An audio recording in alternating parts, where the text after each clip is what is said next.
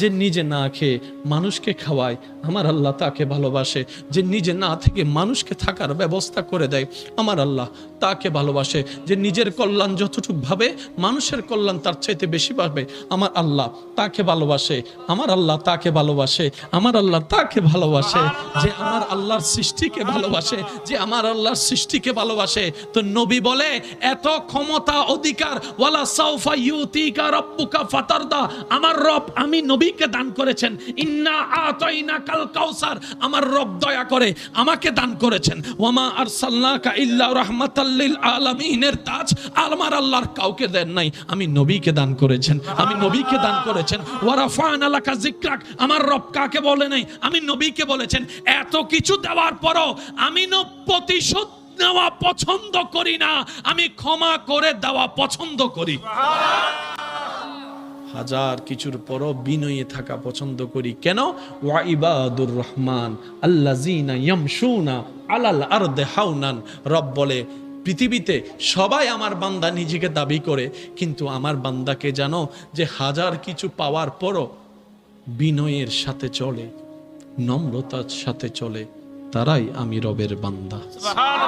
বান্দা যখন নামাজে দাঁড়ায় আমি তার সাথে আছি, যখন শেষ রুকুতে সুবহান রাব্বিল আযীম বলে আমি রব তখন তার সাথে আছি, যখন সে সামি আল্লাহু লিমান হামিদা বলে রব্বানা লাকাল হামদ বলে আমি আল্লাহ তখনও তার সাথে আছি। এবার আমার বান্দায় যখন সিজদায় চলে যায়, মাথা যখন ঝুঁকাই দেয়, জমিনের মধ্যে সমস্ত অহংকারকে বিলীন করে যখন সে বলতে থাকে সুবহান রাব্বিয়াল আলা, সুবহান রাব্বিয়াল আলা, সুবহান রাব্বিয়াল আলা, ও পৃথিবীবাসী জেনে রাখো, ও ফেরেশতাকুল জেনে রাখো, আমি আমার বান্দার সাথে তখনও আছি, তখনও আছি, তখনও আছি, তখনও আছি, তখনও আছি, তখনও আছি। আমার বান্দা যখন সিজদা থেকে মাথা উঠাই তখন আমি সাথে আছি, যখন সে সালাম ফুরাই আমিও তখনও সাথে আছি, যখন সে দোয়া করে তখন আমি তার সাথে আছি।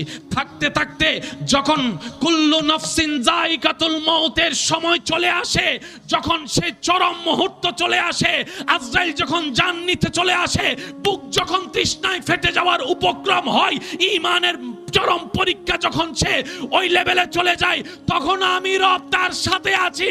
তখন সব আত্মীয় স্বজন তার জন্য কবর করে দেয়, অন্ধকার কবরে রেখে মাটি চাপা দিয়ে দেয়, ওই অন্ধকার কবরে আমি রব তার সাথে আছে। নবী পরিবারের সদস্য উম্মাহাতুল মুমিনিন ঘরে খাওয়ার মতো কিছু নাই, এমন অবস্থায় ঘরের দরজার মধ্যে একজন ভিক্ষুক এসে, ক্ষুধার্ত ব্যক্তি এসে যখন নবীর দরবারের মধ্যে, নবীর পরিবারের দরবারের মধ্যে যখন নিবেদন করলেন, ও উম্মাহাতুল মুমিনিন আমার খাবারের মতো কিছু নাই, আমার বাচ্চারা ক্ষুধার্ত, ওনার ঘরে মাত্র ছিল একটা খেজুর, সে একটা খেজুর দিয়ে দিয়েছেন। প্রশ্নকারী প্রশ্ন করে, একটা খেজুর খেলে আপনার তো অন্ত মোটামুটি কিছুক্ষণ আপনি ক্ষুধা নিবারণ করতে পারতেন, আপনি খেজুরটা দিয়ে দিলেন কেন? তখন সেই উম্মাহাতুল মুমিনিন বলে, নবী রাহমাতুল লিল আলামিন শিক্ষা দিয়েছেন, নিজে না খেয়ে অপরকে খাওয়াও, নিজে না খেয়ে অপরকে খাওয়াও, নিজে কম খেয়ে হলো মানুষকে খাওয়ানোর চেষ্টা করো। আর যদি তোমার ঘরে ভালো কোনো রান্না হয়, দরজা জানালা বন্ধ করে দাও, যেন সেই খাবারের সুঘ্রাণ পাশের বাড়ির ক্ষুধার্ত মানুষকে গ্রাণ নাকে গিয়ে কষ্টের শিকার না করে, তাদের মনে যেন আশার শিকার না করে। এটার নাম ইসলাম। তাকিয়ে থাকে, সাপোর্ট করে না, হেল্প করে না, তাকিয়ে থাকে। ফেরেশতা জিজ্ঞেস করে, আল্লাহ সাপোর্ট তো করো। রব বলে যে আগে দেখি না আমার বান্দার ধৈর্য কদ্দুর আছে, এটা একটু দেখি না। সুবহানাল্লাহ, আগে আমি দেখি না আমার বান্দা কতটুকু শুকরিয়া আদায় করে না পাওয়ার মধ্যে, এটা একটু দেখি না। যখন বান্দা শুকরিয়ার লেভেল বাড়িয়ে দেয়, ধৈর্যের লেভেল বাড়িয়ে দেয়, সহ্যের লেভেল বাড়িয়ে দেয়, এবার রব ডাক দিয়ে বলে, ইন্নাল্লাহা মাআস সাবিরিন। ও জিবরাইল, আজকে থেকে ওই বান্দার সাথে আমি আল্লাহ আছি, সবাইকে জানাই দেয়। সেই দিনেই হচ্ছে ওই বান্দার সবচেয়ে বড় বিজয়। শব্দটা একটু খেয়াল করবেন, ইন্নাল্লাহা মাআস সাবিরিন, ধৈর্য ধারণকারীর সাথে আমি আল্লাহ আছি। এমন কিছু বান্দা হবে যাদেরকে আল্লাহ তাআলা হিসাবটা সবার সামনে নিবে না, তারা বিচারে যাওয়ার সাথে সাথেই আল্লাহ তাদের চতুর্দিকে রহমতের একটা পর্দা তুলে দিবেন। আর একটু জোরে বলি, যেই সেই জায়গায় থাকবে সৌভাগ্যবান সে ব্যক্তি। ওই পর্দার ভিতরে বান্দাকে ঢুকিয়ে সবার চোখ থেকে আড়াল করে ফেলবে আল্লাহ তাকে। এবার আল্লাহর রহমত তাকে জিজ্ঞেস করবে, অমুক দিন ওই কাজটা তুমি করছো? বান্দা বলবে আল্লাহ করছি করছি। ওই গুনাহটা তুমি করছো? আল্লাহ করছি। ওই পাপটা তুমি করছো? আল্লাহ করছি।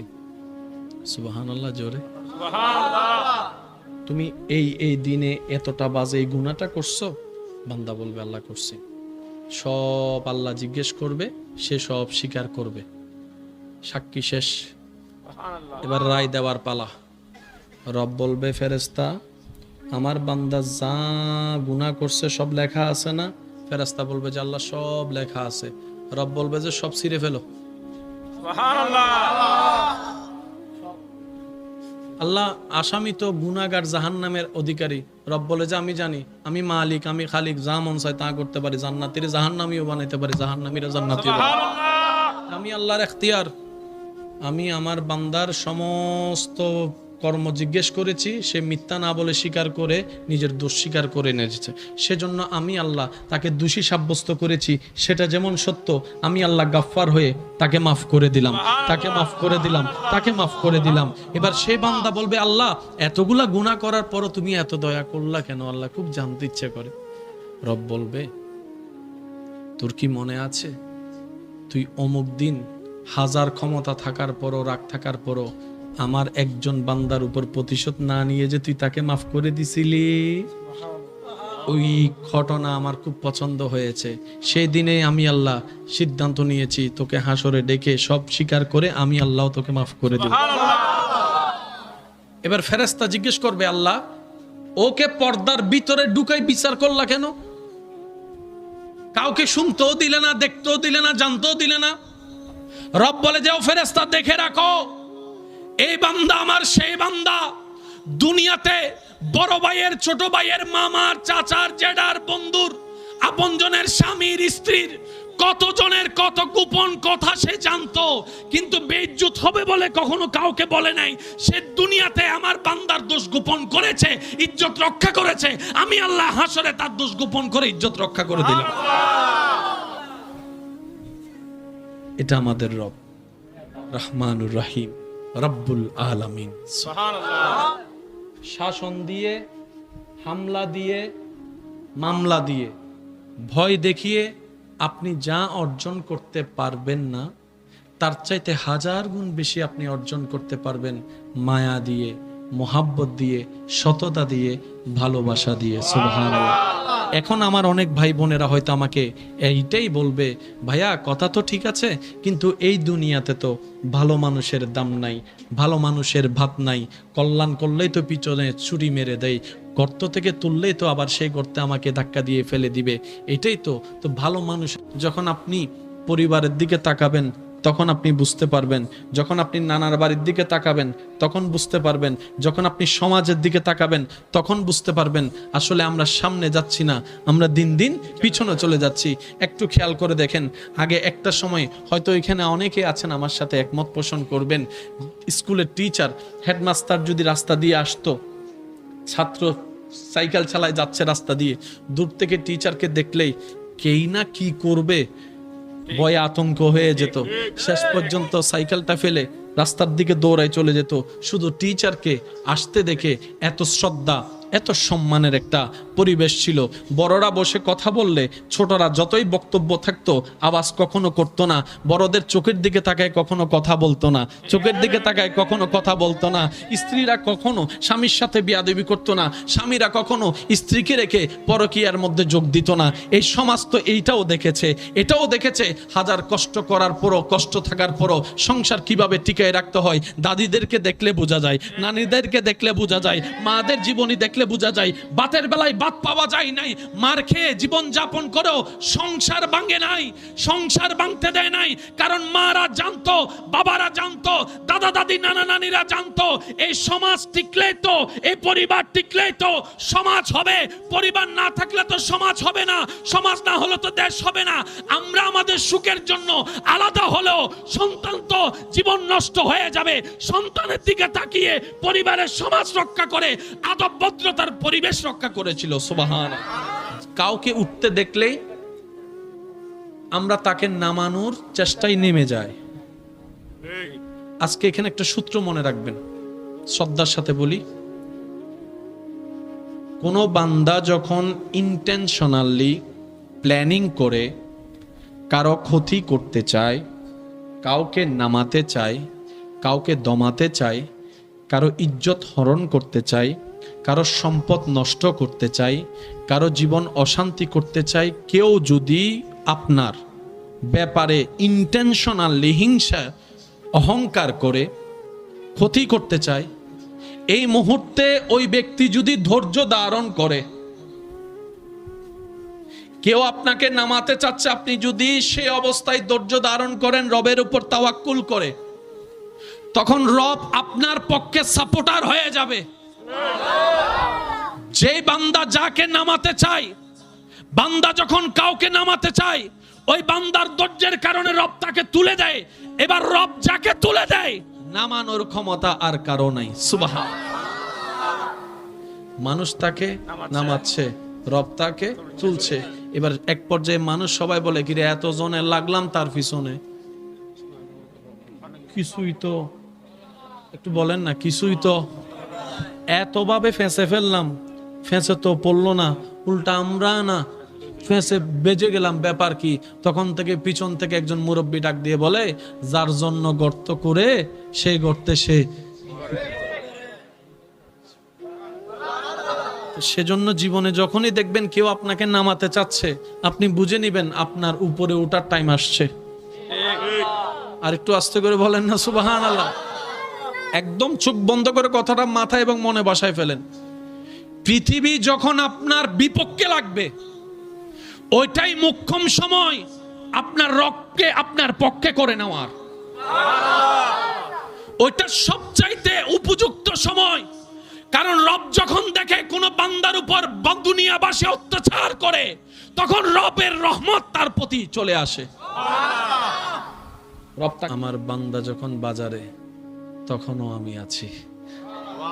আমার বান্দা যখন বাজারে, তখনও আমি আছি। আমার বান্দা যখন ব্যবসায়, তখনও তার সাথে আমি আছি। আমার বান্দা যখন গাড়িতে, তখন আমি তার সাথে আছি। আমার বান্দা যখন বিদেশে যায়, তখন আমি তার সাথে আছি। আমার বান্দা যখন সংসার করে, তখন আমি তার সাথে আছি। সুবহানাল্লাহ বলতে থাকেন। আমার বান্দা যখন মিটিংয়ে বসে, তখনও আমি তার সাথে আছি। আমার বান্দার বিপক্ষে যখন মামলা দেয়, তখনও আমি তার সাথে আছি। আমার বান্দাকে যখন মিথ্যা মামলা দিয়ে জেল খাটাই, তখনও আমি আমার বান্দার সাথে আছি। আমার বান্দার ব্যবসাকে যখন লস করার জন্য বিভিন্ন কুফুরি কাজ করে, তখনও আমি আমার বান্দার সাথে আছি। আমার বান্দার সাথে আছি।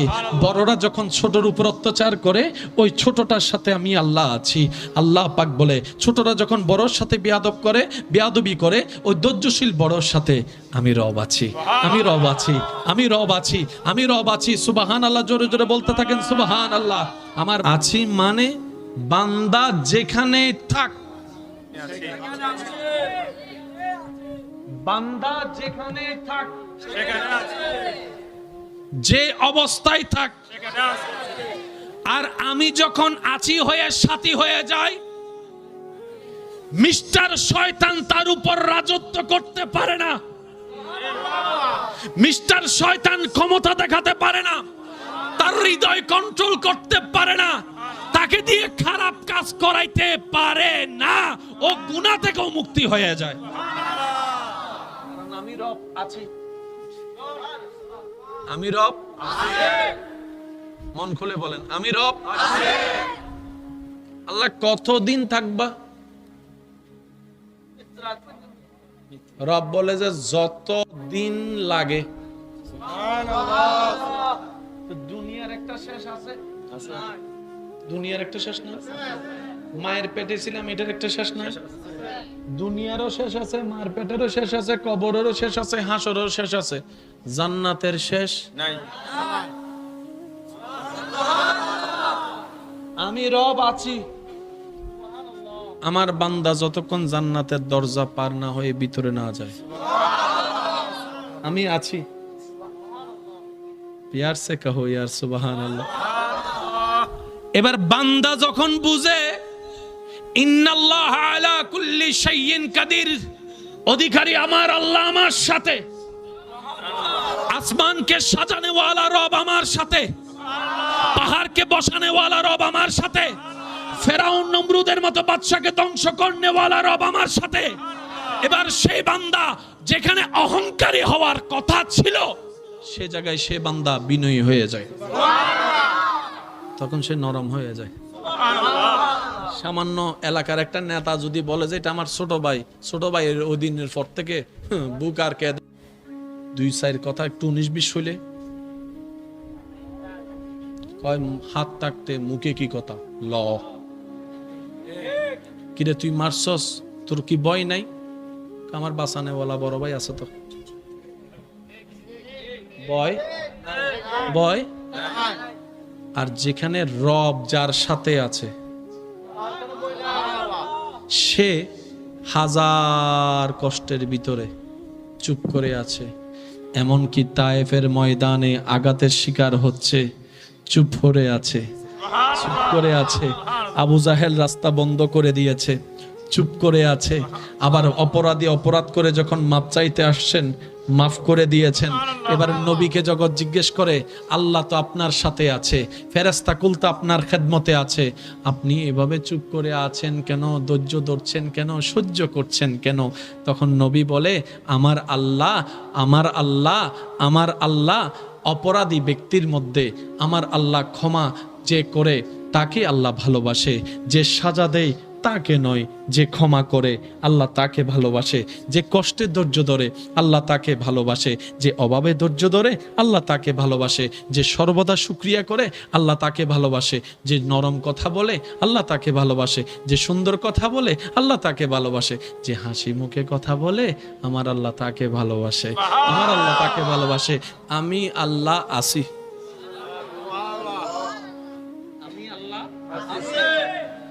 আমার বান্দা যেখানে থাক। তার মানে ব্রেকআপ, যুবক যদি একটু খেয়াল করে আর কি, আমার ভাইয়েরা, ইয়ং জেনারেশন, ব্রেকআপ, তালাক, ডিভোর্স, ছুটে যাওয়া, কানেকশন বন্ধ করা, ব্লক দেওয়া,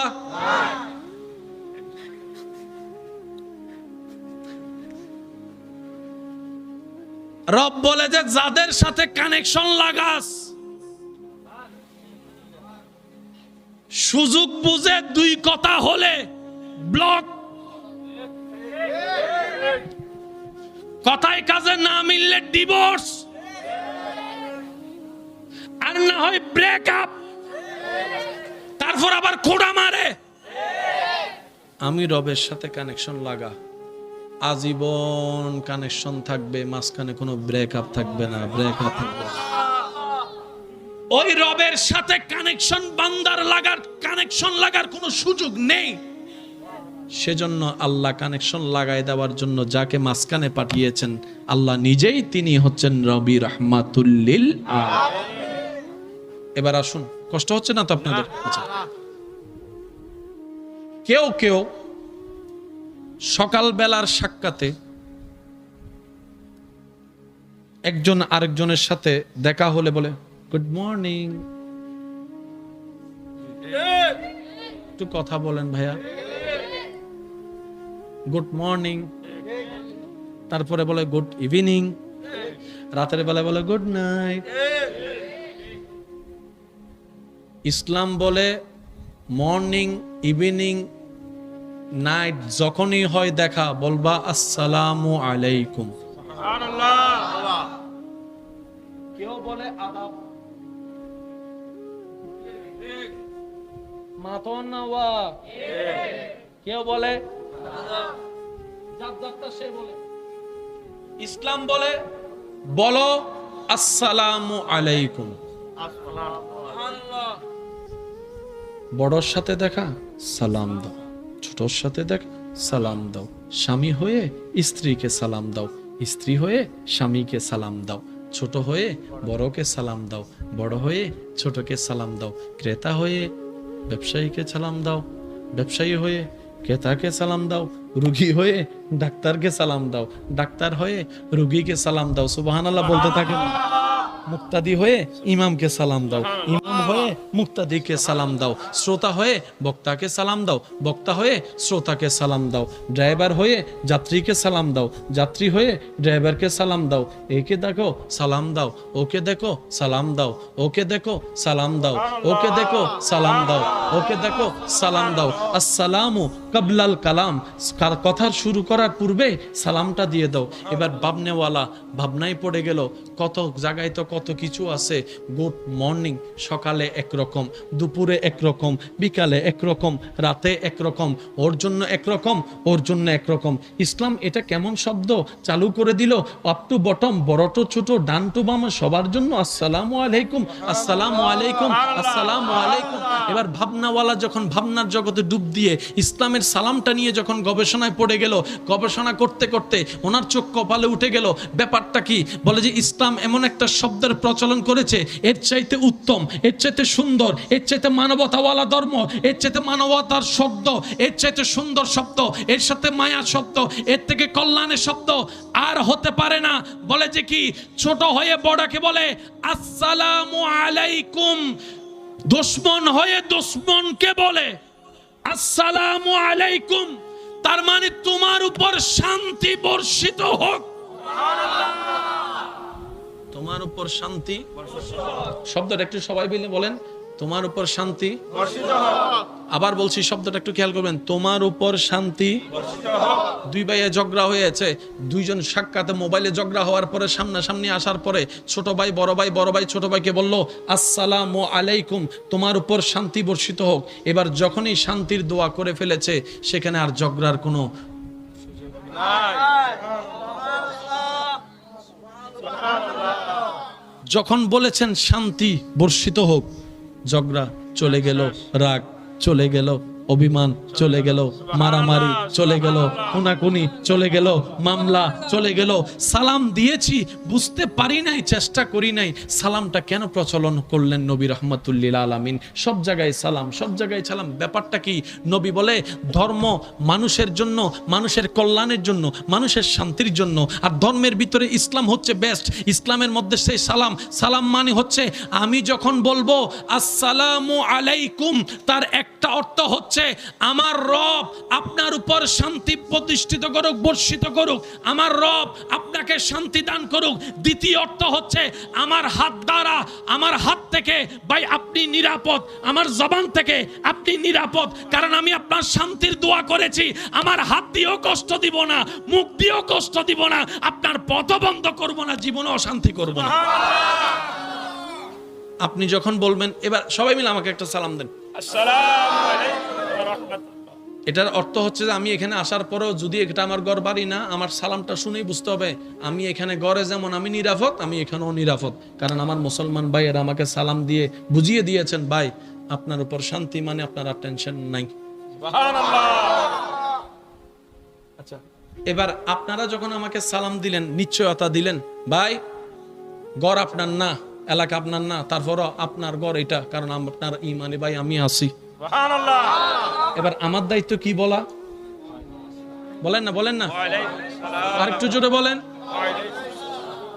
তার মানে তুমি আমার শান্তির জন্য দোয়া করছো, আমি কি হাত গোটায় বসে থাকবো? আমার রব তো চাইলে সবাইকে দিতে পারে। এবার আমি বললাম, ইয়া রব, আমার ভাই আমার জন্য শান্তি চেয়েছে, আল্লাহ তুমিও তাকে একটু শান্তি দাও, তুমিও তাকে একটু শান্তি দাও। এই যে আপনি আমার কল্যাণের দোয়া করলেন, আমি আপনার কল্যাণের দোয়া করলাম। যেখানে কল্যাণের দোয়া চলে আসে, সেখানে আর টেলাটেলি, গুতাগুতি, হিংসা, মারামারি কিচ্ছু নাই, পৃথিবীতে অশান্তিও আর নাই। খলিফাতুল মুসলিমিন, অর্ধ পৃথিবীর শাসক হযরত ওমর ফারুক রাদিয়াল্লাহু তাআলা দরবারে একজন ব্যক্তি আসামিকে টেনে টেনে উপস্থিত করছে। তো হযরত ওমর ফারুক রাদিয়াল্লাহু তাআলা জিজ্ঞেস করলেন, ব্যাপার কি? আসামির অপরাধ কি? তখন তিনি বললেন, এই ব্যক্তি, একটু মনোযোগ দিয়ে শ্রবণ করবেন, এই ব্যক্তি আমার বাবাকে হত্যা করেছে, আমি এটার বিচার চাই। তো ফারুক আজম জিজ্ঞেস করলেন, তোমার প্রতি, তোমার উপর যে অপবাদ দেওয়া হচ্ছে, যে দাবিটা করা হচ্ছে, তুমি ওর বাবাকে হত্যা করেছো, ঘটনা কি সত্য? বলে যে জি হুজুর, ঘটনা সত্য, তবে আমি ইচ্ছা করে ইন্টেনশনালি ভাবে রাগ করে ওনার বাবাকে হত্যা করি নাই। তো ঘটনা কি? বলে যে আমার ক্ষেতের মধ্যে ওনার বাবার ওঁট আসছে, ওঁট ক্ষেতের মধ্যে যখন খাবার শুরু করেছে, আমি ধাওয়া দেওয়ার চেষ্টা করেছি, সে যায় নাই। আমার এই ক্ষেত ছাড়া আর কিছু নাই, আমার পরিবারকে খাওয়াবো কি? ওই ওঁটকে দূর করার জন্য আমি একটা পাথর নিয়ে নিক্ষেপ করেছি, অসতর্কতা বশত ওই পাথরটা ওঁটের আঘাত করেছে, ওঁট মারা গেছে। ওঁট যেহেতু মারা গেছে, ওঁটের মালিকের মাথা, বলেন না ওঁটের মালিকের মাথা স্বাভাবিক, কারণ ওঁটের মালিক বলে যে এটা ছাড়া তো আমার আর কিছু নাই, ওনার ক্ষেত ছাড়া কিছু নাই, ওনার ওঁট ছাড়া।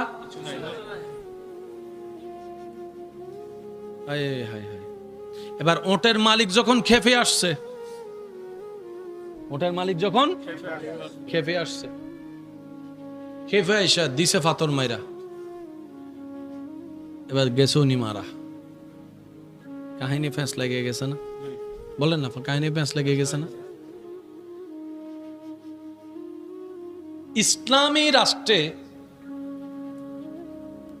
সাজাও সর্বোচ্চ, মায়াও সর্বোচ্চ। এই জিনিসটা একটু অনুমতি দিলে আমি বলার চেষ্টা করব, আপনারা একটু বোঝার চেষ্টা করবেন, জীবনে কাজে লাগানোর চেষ্টা করবেন। ইসলামী সংবিধানে সাজাও সর্বোচ্চ আছে, মায়াও সর্বোচ্চ আছে। ইসলাম বলছে তুমি অপরাধ করিও না, পিটাবো তোমাকে। একজনকে এটা বলে সাবধান করে, আর যার সাথে অপরাধ করে তাকে ইসলাম বলে তুই ক্ষমা করে দে, তুই ক্ষমা করে দে, তুই ক্ষমা করে দে, তুই ক্ষমা করে দিলে তোকে জান্নাত দেওয়া হবে। বিষয়টাকে একটু বোঝার চেষ্টা করি। একজনকে বলছে তুই অপরাধ করিস না, মাইর আছে মাইর। এখন সে অপরাধ করেই ফেলছে, মাপ চাইতেছে। ইসলাম প্রথমে ওরে বলে যে তুই মাপ চা, মাপ চাইলে কেউ ছোট হয় না, মাপ চাইলে বড় হয়, তুই মাপ চা, তুই মাপ চা, তুই মাপ চা। এবার যার উপর অন্যায় হয়েছে তার একটা রাগ ক্ষোভ আছে না, মাফ না করার একটা ক্ষোভ আছে না, তখন তাকে ইসলাম বলে যে মাফ করে দে, মাফ করে দে, তুই এতে মাফ কর, আল্লাহ তোকে মাফ করবে, ওকে মাফ কর, আল্লাহ তোকে মাফ করবে। দোনো দিকের ব্যালেন্স ইসলাম রক্ষা করেছে। বলেন তো এই ধর্মের নাম কি? ইসলাম। জোরে বলেন এই ধর্মের নাম কি? ইসলাম। মনে রাখবেন আমার ইমানি ভাইয়েরা, প্রতিশোধ নেওয়ার চাইতে ক্ষমা করে দেওয়ার শান্তিটাই অনন্তকালের চরম শান্তি, বেশি শান্তি। আপনি যদি কারো প্রতি রাগ হিংসা রাখেন, ক্ষোভ রাখেন, আপনার রাতের ঘুমটা টেনশনের হবে, আপনার মনটা ভারী হয়ে যাবে। আর আপনি যদি মন না চাইলেও আল্লাহর খুশির জন্য একবারও যদি মন থেকে বলেন যা তোরে মাফ করে দিলাম, আল্লাহর দিকে তাকায় মাফ করে দিলাম, সাথে সাথে দেখবেন আপনার মনও হালকা হয়েছে, ব্রেনও রিল্যাক্স হয়েছে। আপনার সে মাফ করাটা যদি রবের দরবারে পছন্দ হয়, রব বলবে যে তুই সামান্য আমার সৃষ্টি হয়ে যদি এই বান্দাকে মাফ করে দিতে পারোস, আমি রহমান হয়ে কেন পারবো না, আমি আল্লাহ তোকে মাফ করে দিলাম। এটার নাম কি? ইসলাম। নবী একদিকে বান্দাকে ধরে, একদিকে আল্লাহর রহমত ধরে। আর একটু জোরে। আবু বকর বলে আমি আল্লাহর সাথে কানেকশন পেতে চাই। নবী আবু বকরকে ধরলেন, আল্লাহর রহমতের সাথে লাগাই দিলেন, আবু বকর হয়ে গেল সিদ্দিকে আকবর। আল্লাহ আমাদেরকে একটু বুঝার তৌফিক দান করুন। আর একটু জোরে বলি মন খুলে আল্লাহর ইবাদত করার তৌফিক দান করুন। ধর্মের নাম কি বলছি? ইসলাম। কয় হরফ? এই ইসলামের সর্বদিকেই সুন্দর, সর্বদিক। আজকে একটা কথা মনে রাখবেন, কেউ যদি ইসলামকে ভুল বুঝে কখনো, হয়তো ওনার চেনার ভুল, না হয় বুঝার ভুল। আর একটু জোরে বলি, হয়তো ওনার চেনার ভুল, না হয় ওনার বুঝার ভুল। ভুলটা কখন ইসলামের নয়, আমাদের মতো মুসলমান দেখে অনেককে ইসলামকে ভুল বুঝে, বাস্তব যেটা। তো মুসলমান কেমনে এমন হয়? আমি শ্রদ্ধার সাথে বলি, আমাদের মতো মুসলমান দেখে আপনি ইসলামকে বুঝতে পারবেন না সঠিকভাবে। ইসলামকে যদি আপনার সঠিক র্যাঙ্কে বুঝতে হয়, তাহলে আপনি সাহাবায়ে কেরামের জীবনী দেখেন, আহলে বায়েতের জীবনী দেখেন, আউলিয়ায়ে কেরামের জীবনী দেখেন।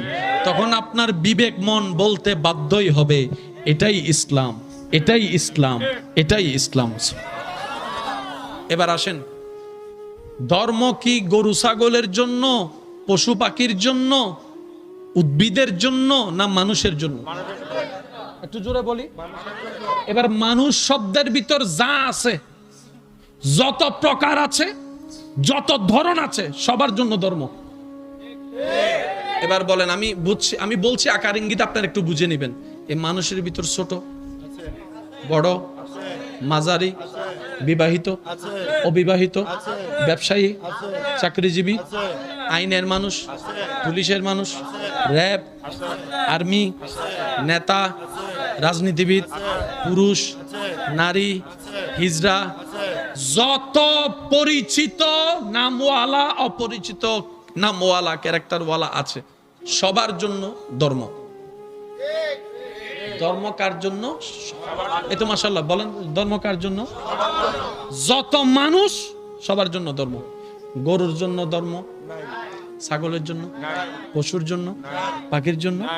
যারাই মানবের দলে আছে, সে যে মতের হোক, যে বিশ্বাসী হোক, সবার জন্যই ধর্ম। আমার হিন্দু ধর্ম আছে, বৌদ্ধ ধর্ম, খ্রিস্টান ধর্ম, প্রত্যেকটা ধর্মের প্রতি আমাদের শ্রদ্ধা এবং সম্মান। কারণ আমাদের নবী আমাদেরকে শিক্ষা দিয়েছেন, নিজের ধর্ম পালন করো, অন্যের ধর্মকে সম্মান করো। এটার নামই ইসলাম। আর একটু জোরে বলি,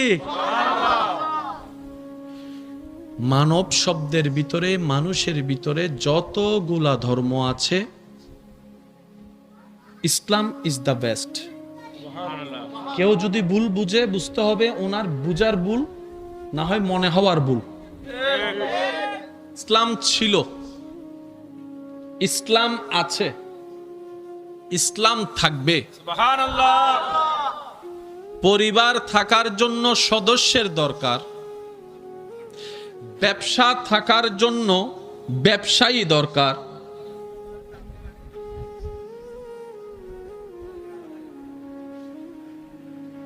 প্রতিষ্ঠান থাকার জন্য শিক্ষকের দরকার, ছাত্রের দরকার। কি বলেন আপনারা? জোরে বলেন।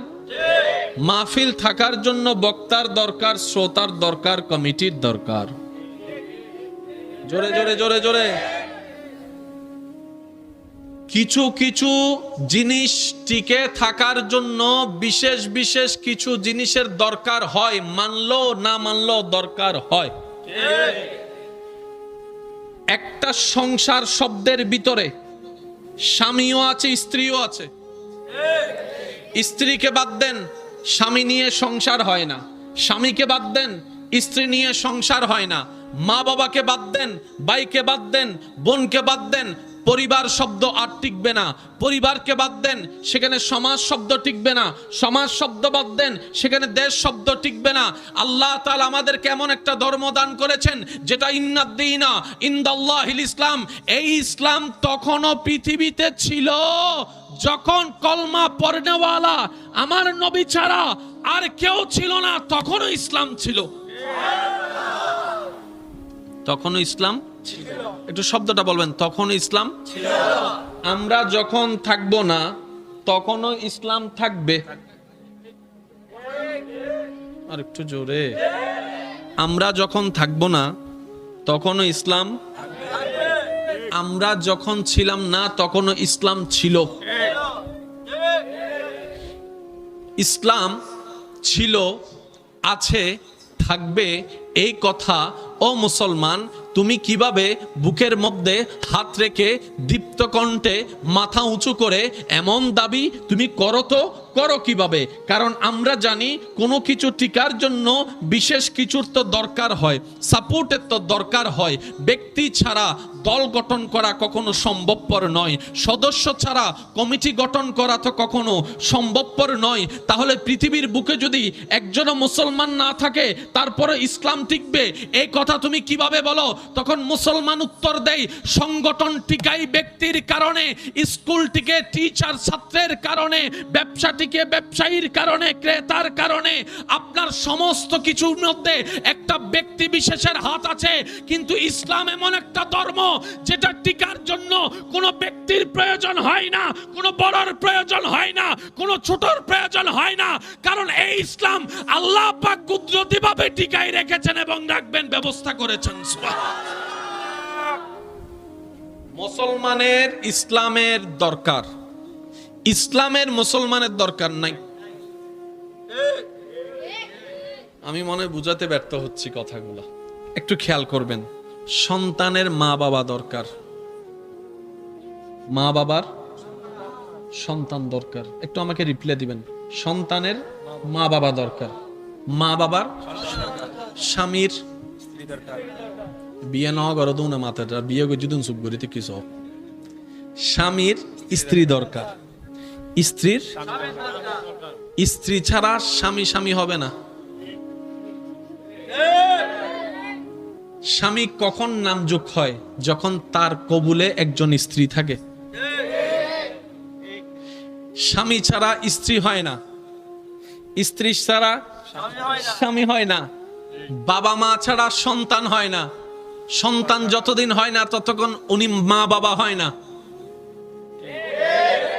একজন আরেকজনের ঠেকা, এটা বুঝাতে চাচ্ছি। একজন আরেকজনের ঠেকা, বক্তা শ্রোতার ঠেকা, শ্রোতা বক্তার ঠেকা। আরো জোরে, এলাকাবাসী মাহফিল কমিটির ঠেকা, মাহফিল কমিটি এলাকাবাসীর ঠেকা। আরো জোরে জোরে জোরে, একজন আরেকজনের ঠেকা, একজন আরেকজনের ঠেকা। ইসলামকে আল্লাহ এমন ভাবে সাজিয়েছেন, এখানে যারাই গোলামি করবে খেদমতের সওয়াব বেনিফিট পাবে, কিন্তু কেউ বলতে পারবে না আমার কারণ ইসলাম হয়েছে, আমার কারণ ইসলাম টিকেছে, আমি আছি তো ইসলাম আছে, আমি নাই তো ইসলাম নাই। এমন কথা বলার সুযোগ কাউকে আল্লাহ দেয় নাই, কাউকে আল্লাহ দেয় নাই। রব বলে যে ইন্নাদ-দীনা ইনদাল্লাহিল ইসলাম, ইসলামের দায়িত্ব আমি আল্লাহর কাছে। তাহলে আমরা কে? আমাদের লাভ কি? রব বলে যে এসে গোলামি করলে লাভ আছে। সুবহানাল্লাহ। আর একটু আস্তে করে বলেন, একদম ছোট করে বলেন। আসলে তোমাদের লাভ আছে। আল্লাহর লাভ কি? রব বলে যে ফিদ দুনিয়া হাসানাতাও ওয়া ফিল আখিরাতি হাসানাতাও। ডাইরেক্ট দুই জগতের লাভ। এমন ভাবে সুবহানাল্লাহ বলেন যেভাবে সুবহানাল্লাহ বলে আপনার নিজের মন খুশি হয়ে যাবে। সুবহানাল্লাহ কি পরিমাণ একটা নেয়ামতওয়ালা শব্দ, যে যতবার সুবহানাল্লাহ বলবে রব তার নামে জান্নাতে একটা করে গাছ রোপণ করবে। আল্লাহ যেদিন আপনাকে তৌফিক দিবে, নসিব খুলে যাবে, জান্নাত আপনার ঘর হবে, ঘরে গিয়ে দেখবেন যে বিশাল বাগান। আপনি জিজ্ঞেস করবেন ইয়া রব এত বড় বাগান কার জন্য? এটা কার বাগান? রব বলে যে তোমার পরিশ্রমের বাগান। আল্লাহ আমি তো আসলাম এই মাত্র, পরিশ্রম কখন করলাম, গাছ কখন রোপণ করলাম? রব বলে যে দুনিয়ায় যতবার তুমি আমার পবিত্রতার প্রশংসা করে সুবহানাল্লাহ বলেছো, এই সুবহানাল্লাহর যতটা কবুল হয়েছে প্রত্যেকটার নামে আমি আল্লাহ জান্নাতে একটা করে গাছ তোমার নামে রোপণ করেছি। মনে রাখবেন আমার ইমানদার ভাইয়েরা, রব্বুল আলামিন নামাজ মাফ করতে পারে, রোজা মাফ করতে পারে, হজ মাফ করতে পারে, যাকাত মাফ করতে পারে, হকুল্লাহ যা আছে সব আল্লাহ মাফ করতে পারে। আল্লাহ পাক বলে হকুল ইবাদ, আমার বান্দার হক সম্পৃক্ত কোন বিষয় আমার বান্দা যতক্ষণ মাফ না করবে আমি রব মাফ করব না, আমি রবকে মাফ করব না। আমার বান্দা খুশি তো আমি রব খুশি হয়ে যাব। সেজন্য হকুল্লাহ যত ইম্পর্টেন্ট, হকুল ইবাদ তার চাইতে আরো বড় ইম্পর্টেন্ট রাখে। কারণ আল্লাহর কাছে মাপ পাওয়া যত সহজ, বান্দার কাছে মাপ পাওয়া মনে থাকবে ইনশাআল্লাহ। জোরে মনে থাকবে ইনশাআল্লাহ। এবার আপনি যদি বলেন যে আমি বড় ভাই ছোট ভাই দিছি, একটা সমস্যা কি, যেটা আমার ছোট ভাই, কিন্তু আপনার ছোট ভাই ঠিক আছে, কিন্তু বান্দাটা তো আল্লাহ। জোরে বলেন। যদি আপনার বোনের জায়গা থাকে, বোন তো বিবাহ করে চলে গেল, আপনি যদি বলেন বোনের কি দরকার এখানে, আপনি বলতে পারেন কারণ আপনি বড় ভাই, কিন্তু আপনি রবের বান্দার উপর হুকুম দেখানোর আপনার অধিকার নাই, কারণ আপনার বোনটা আপনার বোন হয়েছে পরে, রবের বান্দা হয়েছে আগে। সেজন্য বুদ্ধিমানরা কি করে জানেন, কোন একটা কিছু হলে মানুষের হকের ব্যাপারে বলে যে তাড়াতাড়ি মিটিং ডাক, মিটিং ডেকে যার যা পাওয়ার দেয়। এবার আপনি যদি ভাই হয়ে বোনকে যদি আবদার করেও বলেন, বোন রে তোর শ্বশুর বাড়ি বাংলাদেশের শেষ সীমা নাই, তুই বোন তো এখানে এসে কিছু করতে পারবি না, আমাদের ঘরটাও ছোট, তোর জায়গাটা দিলে তোর বাচ্চাদের জন্য আমি একটা রুম বাড়াইতে পারবো। এবার আলোচনা করে বলেন, ভালোবাসা বলে বলেন, কোনো শর্ত দিয়ে বলেন। এবার বোন যদি বলে যে ঠিক আছে তুমি ব্যবহার করো, কিন্তু আমি লেখা দাও, যখন আমার দরকার হবে, আমার ছেলেদের দরকার হবে, এটা ছেড়ে দিতে হবে। আলোচনা হয়ে গেল, হকটাও হয়ে গেল, ব্যবহারও হয়ে গেল। আর বেশিরভাগ ক্ষেত্রে বোনেরা কখনো সেই জায়গাগুলো নিয়ে যায় না, কারণ বোনরা ভাইদের পাওয়া দেখলে আরো বেশি খুশি হয়ে যায়। সুবহানাল্লাহ। যাদের বাবা নাই এমন কোন বোন থাকলে আপনি বড় ভাই হয়ে সেটা আপনি দায়িত্ব পালন করার চেষ্টা করবেন, আপনি খোঁজ খবর নেওয়ার চেষ্টা করবেন। সবসময় দেওয়াটাই সম্পর্ক সুন্দর করে না, সপ্তাহে একবার শুধু ফোন করে বলেন ও বোন কেমন আছোস, দেখবেন যে দিল বড় হয়ে গেছে। কথা বলেন ঠিক কিনা, আরো জোরে বলেন ঠিক কিনা। যে যাই বলুক আপনারটা আপনি করে যাবেন, আওয়াজ দিয়ে বলতে হবে, কারো আওয়াজ যেন ছোট না হয়। কাকে খুশি করার জন্য, কাকে খুশি করার জন্য? আল্লাহ খুশি, সব খুশি। সুবহানাল্লাহ। জঙ্গলে বাঘ আছে, হাতি, বড় বড় সিংহ প্রাণী, সাগরে মাছ, কোন প্রাণীকে খাবার নিয়ে টেনশন করতে দেখছেন? রাস্তার কুকুরকে কখনো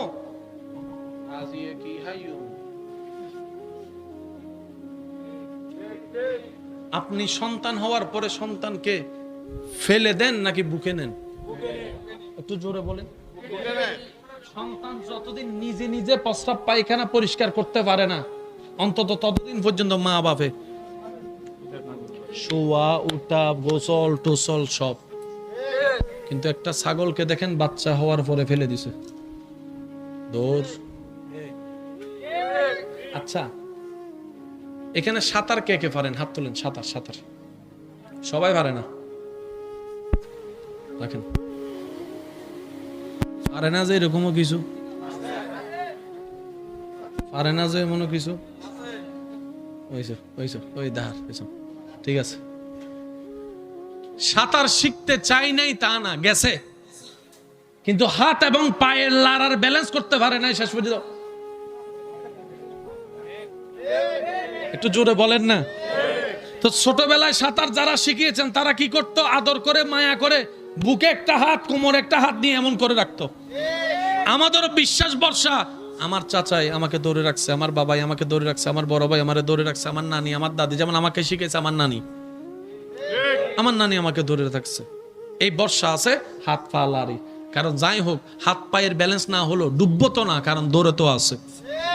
একদিন দুই দিন তিন দিন যাওয়ার পরে যখন মুরব্বিটা দেখে, বাবা চাচা যখন দেখে সে হাত পা ব্যালেন্স করে লাড়তে পারতেছে, কখন জানি হাতটা আস্তে করে সরাই দিছে, আমরা বুঝতেও পারি নাই। আমাদের বিশ্বাস হচ্ছে দৌড়ে তো আছে, দৌড়ে তো আছে, উনি হাত ছেড়ে দিছে। কিছুক্ষণ পরে যখন দেখতেছি উনি ওখানে দাঁড়াই আছে, আমি এখানে চলে আসছি, যখনই বুঝতে পারছি যে হাত নাই, তখনই দেখবেন যে ডুবে যাওয়া শুরু।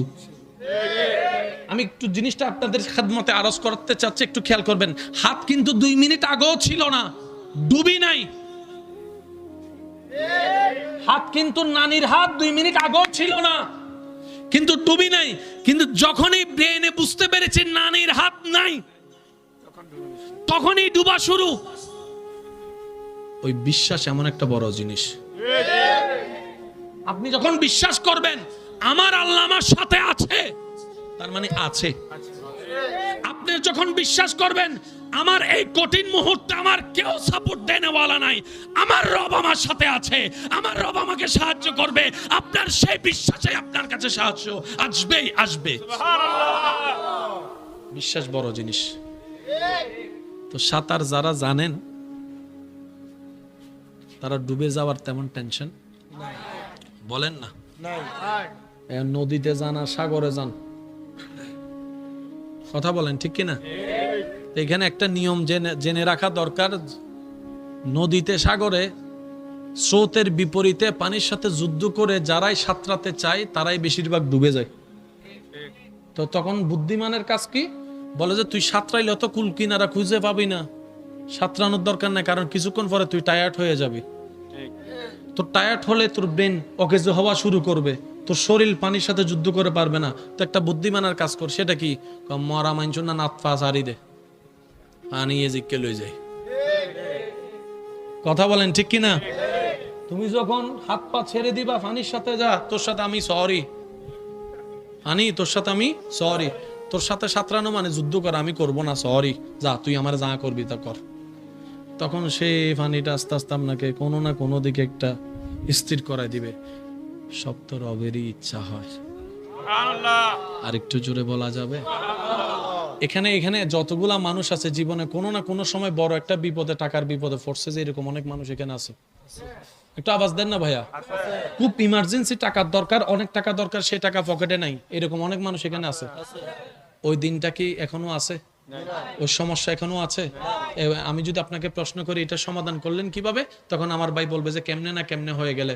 রব বলে যে কেমনে না কেমনে নয়, যখনও তোর সাথে তোর কেউ ছিল না, আত্মীয় স্বজন, আমি রবের রহমত তোর দিকে তাকাইছিলাম বলে তুই। তো যেখানে আমাদের একজন রব আছে যিনি রব্বুল আলামিন, যেখানে আমাদের একজন নবী আছে, নবী রাহমাতুল লিল আলামিন, আর আমাদের টেনশন করার তো দরকার নাই, টেনশনের ওষুধ খাওয়ারও দরকার নাই। ওয়াতু ইজ্জু মান তাশা ওয়াতু জিল্লু মান তাশা, সবই তো রবের হাতে। ইন্নাল্লাহা আলা কুল্লি শাইইন কাদির, আমার রব তো আমাদের সাথে আছে, টেনশনের দরকার নাই। ঈমান ভক্তি বিশ্বাস নিয়ে চলতে পারলে আমাদের জয় সুনিশ্চিত হয়ে যাবে। আল্লাহ আমাদের সবাইকে কবুল করুক, আমিন। দাঁড়াই আমরা চলেন নবীকে সালাম। যে নিজে না খেয়ে মানুষকে খাওয়ায়, আমার আল্লাহ তাকে ভালোবাসে। যে নিজে না থেকে মানুষকে থাকার ব্যবস্থা করে দেয়, আমার আল্লাহ তাকে ভালোবাসে। যে নিজের কল্যাণ যতটুকু ভাবে মানুষের কল্যাণ তার চাইতে বেশি ভাবে, আমার আল্লাহ তাকে ভালোবাসে। আমার আল্লাহ তাকে ভালোবাসে, আমার আল্লাহ তাকে ভালোবাসে। যে আমার আল্লাহর সৃষ্টিকে ভালোবাসে, যে আমার আল্লাহর সৃষ্টিকে ভালোবাসে। তো নবী বলে এত ক্ষমতা অধিকার, ওয়ালা সাউফা ইউতিকা রাব্বুকা ফাতারদা, আমার রব আমি নবীকে দান করেছেন।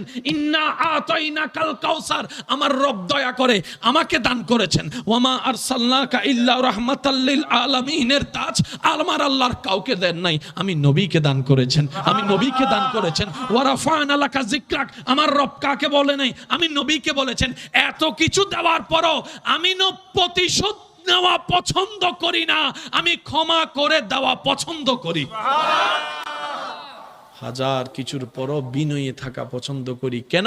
ওয়া ইবাদুর রহমান আল্লাযীনা ইয়ামশুনা আলাল আরদি হাওনান, রব বলে পৃথিবীতে সবাই আমার বান্দা নিজেকে দাবি করে, কিন্তু আমার বান্দাকে জানো যে হাজার কিছু পাওয়ার পরও বিনয়ের সাথে চলে, নম্রতার সাথে চলে, তারাই আমি রবের বান্দা। বান্দা যখন নামাজে দাঁড়াই আমি তার সাথে আছি, যখন শেষ রুকুতে সুবহান রব্বিল আযীম বলে আমি রব তখন তার সাথে আছি, যখন সে সামি আল্লাহু লিমান হামিদা বলে রব্বানা লাকাল হামদ বলে আমি আল্লাহ তখনও তার সাথে আছি। এবার আমার বান্দায় যখন সিজদায় চলে যায়, মাথা যখন ঝুঁকাই দেয়, জমিনের মধ্যে সমস্ত অহংকারকে বিলীন করে যখন সে বলতে থাকে সুবহান রাব্বিয়াল আলা, সুবহান রাব্বিয়াল আলা, সুবহান রাব্বিয়াল আলা, ও পৃথিবীবাসী জেনে রাখো, ও ফেরেশতাকুল জেনে রাখো, আমি আমার বান্দার সাথে তখনও আছি, তখনও আছি, তখনও আছি, তখনও আছি, তখনও আছি, তখনও আছি। আমার বান্দা যখন সিজদা থেকে মাথা উঠাই তখন আমি সাথে আছি, যখন সে সালাম ফুরাই আমিও তখনও সাথে আছি, যখন সে দোয়া করে তখন আমি তার সাথে আছি। থাকতে থাকতে যখন কুল্লু নাফসিন যায়িকাতুল মউতের সময় চলে আসে, যখন সে চরম মুহূর্ত চলে আসে, আজরাইল যখন জান নিতে চলে আসে, বুক যখন তৃষ্ণায় ফেটে যাওয়ার উপক্রম হয়, ঈমানের চরম চরম পরীক্ষা যখন সে ওই লেভেলে চলে যায়, তখন আমি রব তার সাথে আছি। তখন সব আত্মীয় স্বজন তার জন্য কবর করে দেয়, অন্ধকার কবরে রেখে মাটি চাপা দিয়ে দেয়। ওই অন্ধকার কবরে আমি রব তার সাথে আছে। নবী পরিবারের সদস্য উম্মাহাতুল মুমিনিন ঘরে খাওয়ার মতো কিছু নাই, এমন অবস্থায় ঘরের দরজার মধ্যে একজন ভিক্ষুক এসে, ক্ষুধার্ত ব্যক্তি এসে যখন নবীর দরবারের মধ্যে, নবীর পরিবারের দরবারের মধ্যে যখন নিবেদন করলেন, ও উম্মাহাতুল মুমিনিন, আমার খাবারের মতো কিছু নাই, আমার বাচ্চারা ক্ষুধার্ত, ওনার ঘরে মাত্র ছিল একটা খেজুর, সে একটা খেজুর দিয়ে দিয়েছেন। প্রশ্নকারী প্রশ্ন করে, একটা খেজুর খেলে আপনার তো অন্ত মোটামুটি কিছুক্ষণ আপনি ক্ষুধা নিবারণ করতে পারতেন, আপনি খেজুরটা দিয়ে দিলেন কেন? তখন সেই উম্মাহাতুল মুমিনিন বলে, নবী রাহমাতুল্লিল আলামিন শিক্ষা দিয়েছেন, নিজে না খেয়ে অপরকে খাওয়াও, নিজে না খেয়ে অপরকে খাওয়াও, নিজে কম খেয়ে হলো মানুষকে খাওয়ানোর চেষ্টা করো। আর যদি তোমার ঘরে ভালো কোনো রান্না হয়, দরজা জানালা বন্ধ করে দাও, যেন সেই খাবারের সুঘ্রাণ পাশের বাড়ির ক্ষুধার্ত মানুষকে গ্রাণ নাকে গিয়ে কষ্টের শিকার না করে, তাদের মনে যেন আশার শিকার না করে। এটার নাম ইসলাম। তাকিয়ে থাকে, সাপোর্ট করে না, হেল্প করে না, তাকিয়ে থাকে। ফেরেশতা জিজ্ঞেস করে, আল্লাহ সাপোর্ট তো করো। রব বলে যায়, আগে দেখি না আমার বান্দার ধৈর্য কদ্দুর আছে, এটা একটু দেখি না। সুবহানাল্লাহ, আগে আমি দেখি না আমার বান্দা কতটুকু শুকরিয়া আদায় করে না পাওয়ার মধ্যে, এটা একটু দেখি না।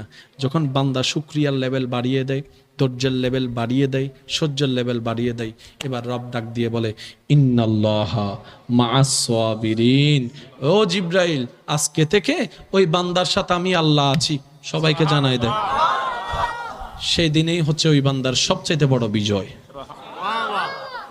শব্দটা একটু খেয়াল করবেন, ইন্নাল্লাহা মাআস সাবিরিন, ধৈর্য ধারণকারীর সাথে আমি আল্লাহ আছি। এমন কিছু বান্দা হবে যাদেরকে আল্লাহ তাআলা হিসাবটা সবার সামনে নিবে না, তারা বিচারে যাওয়ার সাথে সাথেই আল্লাহ তাদের চতুর্দিকে রহমতের একটা পর্দা তুলে দিবেন। আর একটু জোরে বলি, যেই সেই জায়গায় থাকবে সৌভাগ্যবান সে ব্যক্তি। ওই পর্দার ভিতরে বান্দাকে ঢুকিয়ে সবার চোখ থেকে আড়াল করে ফেলবে আল্লাহ তাকে। এবার আল্লাহর রহমত তাকে জিজ্ঞেস করবে, অমুক দিন ওই কাজটা তুমি করছো? বান্দা বলবে, আল্লাহ করছি। ওই গুনাহটা তুমি করছো? আল্লাহ করছি। ওই পাপটা তুমি করছো? আল্লাহ করছি।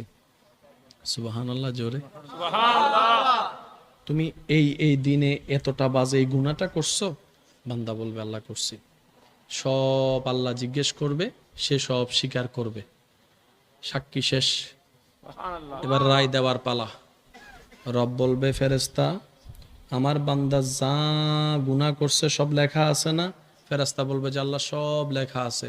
রব বলবে যে, সব ছিঁড়ে ফেলো। আল্লাহ, আসামি তো গুনাহগার, জাহান্নামের অধিকারী। রব বলে যে, আমি জানি, আমি মালিক, আমি খালিক, যা মন চায় তা করতে পারি। জান্নাতীরে জাহান্নামীও বানাইতে পারি, জাহান্নামীরা জান্নাতীও বানাইতে পারি। আমি আল্লাহর এখতিয়ার। আমি আমার বান্দার সমস্ত কর্ম জিজ্ঞেস করেছি, সে মিথ্যা না বলে স্বীকার করে নিজের দোষ স্বীকার করে নিয়েছে। সেজন্য আমি আল্লাহ তাকে দোষী সাব্যস্ত করেছি।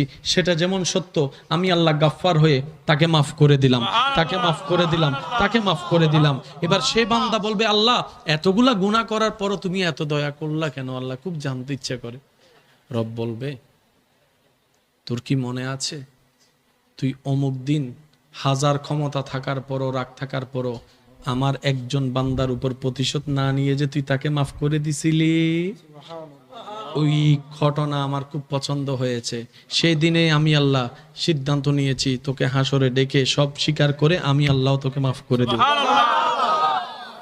এবার ফেরেশতা জিজ্ঞেস করবে, আল্লাহ ওকে পর্দার ভিতরে ঢুকাই বিচার করলা কেন? কাউকে শুনতেও দিলে না, দেখতেও দিলে না, জানতেও দিলে না।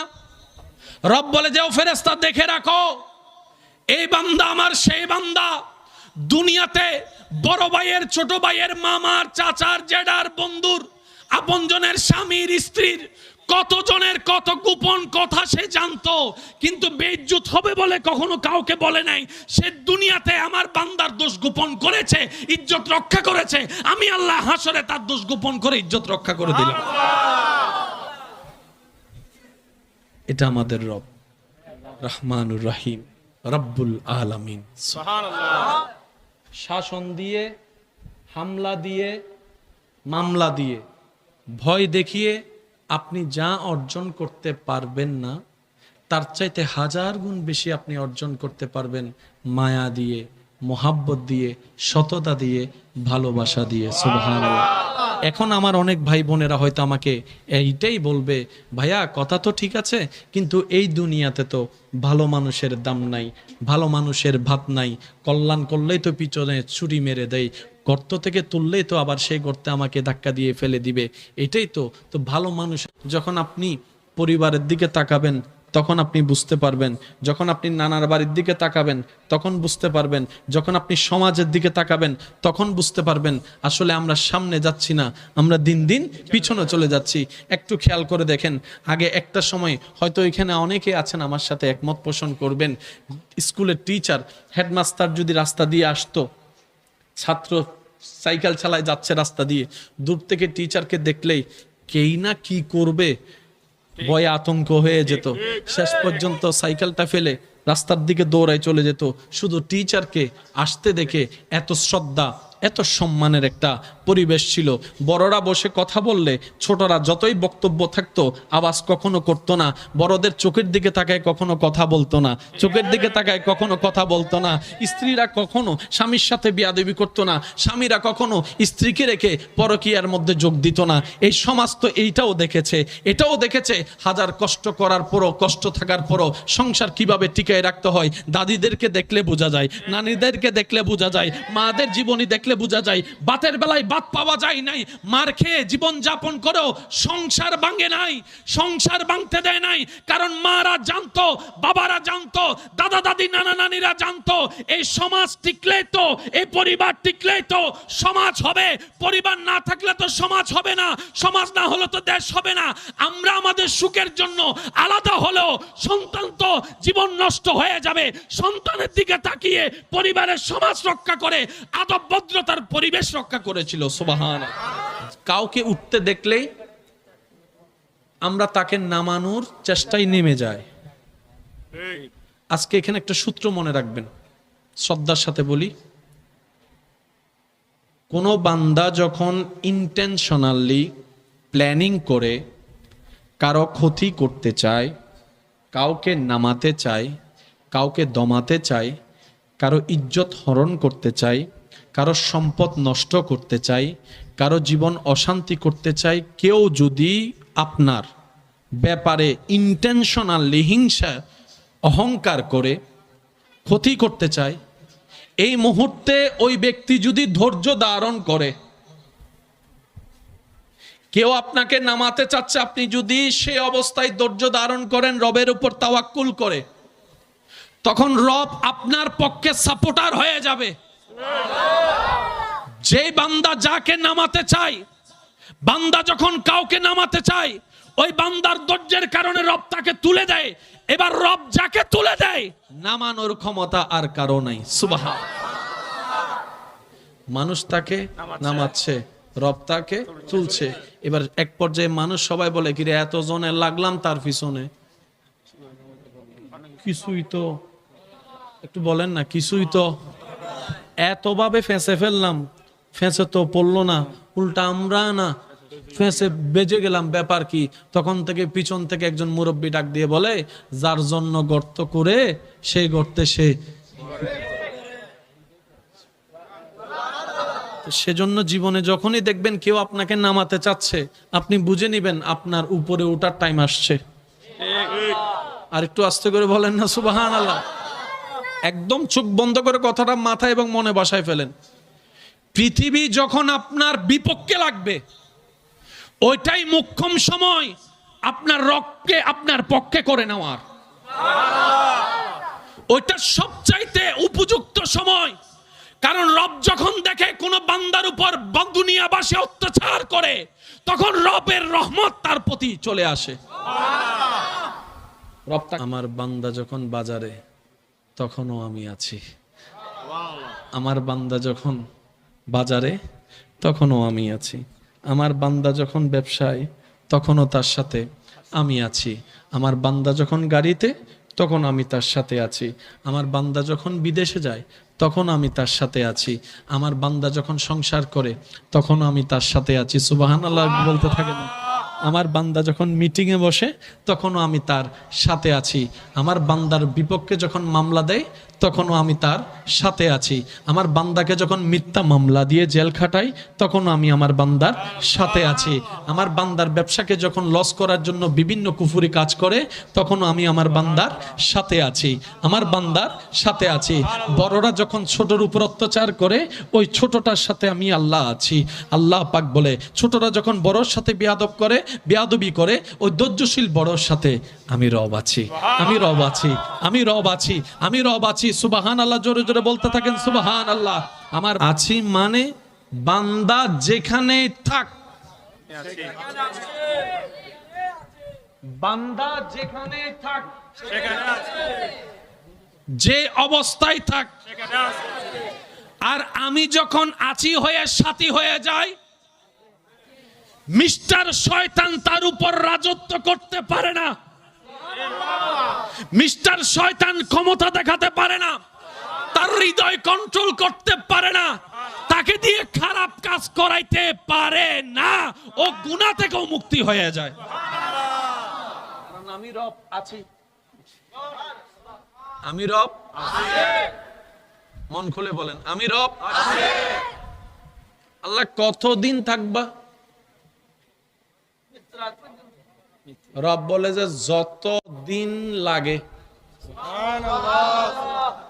দুনিয়ার একটা শেষ আছে? দুনিয়ার একটা শেষ নাই? মায়ের পেটে ছিলাম, এটার একটা শেষ নাই? দুনিয়ারও শেষ আছে, মায়ের পেটেরও শেষ আছে, কবরেরও শেষ আছে, হাসরেরও শেষ আছে। জান্নাতের শেষ নাই। আমি রব আছি।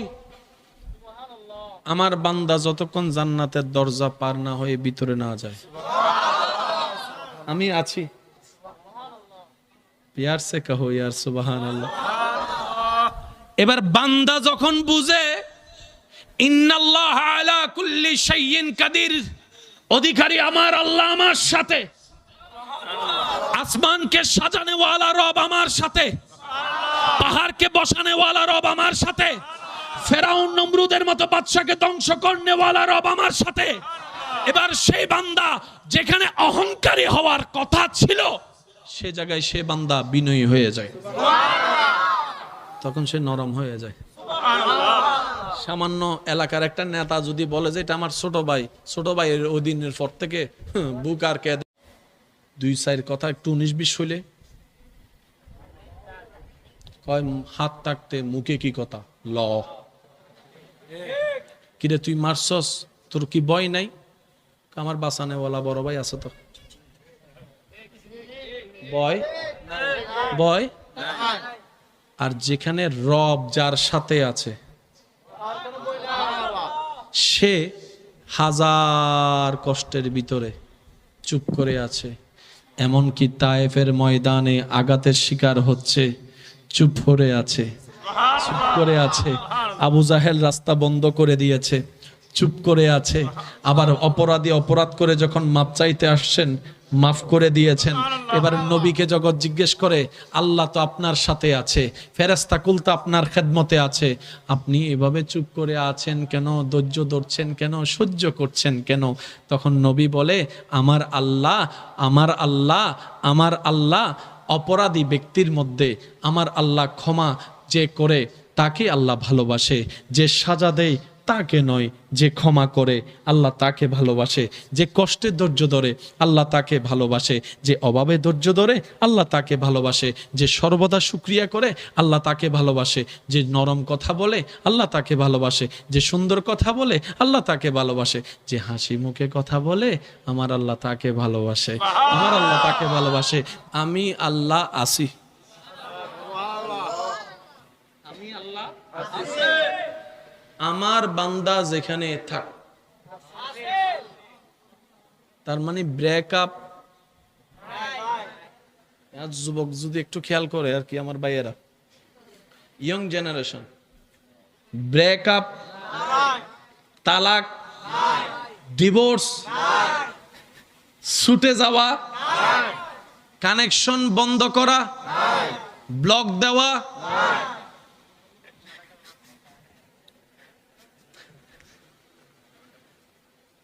রব বলে যে যাদের সাথে কানেকশন লাগাস, সুযোগ বুঝে দুই কথা হলে ব্লক, কথায় কাজে না মিললে ডিভোর্স, আর না হয় ব্রেকআপ, তারপর আবার খোঁড়া মারে। আমি রবের সাথে কানেকশন লাগা, আজীবন কানেকশন থাকবে, মাঝখানে কোনো ব্রেকআপ থাকবে না, ব্রেকআপ থাকবে না।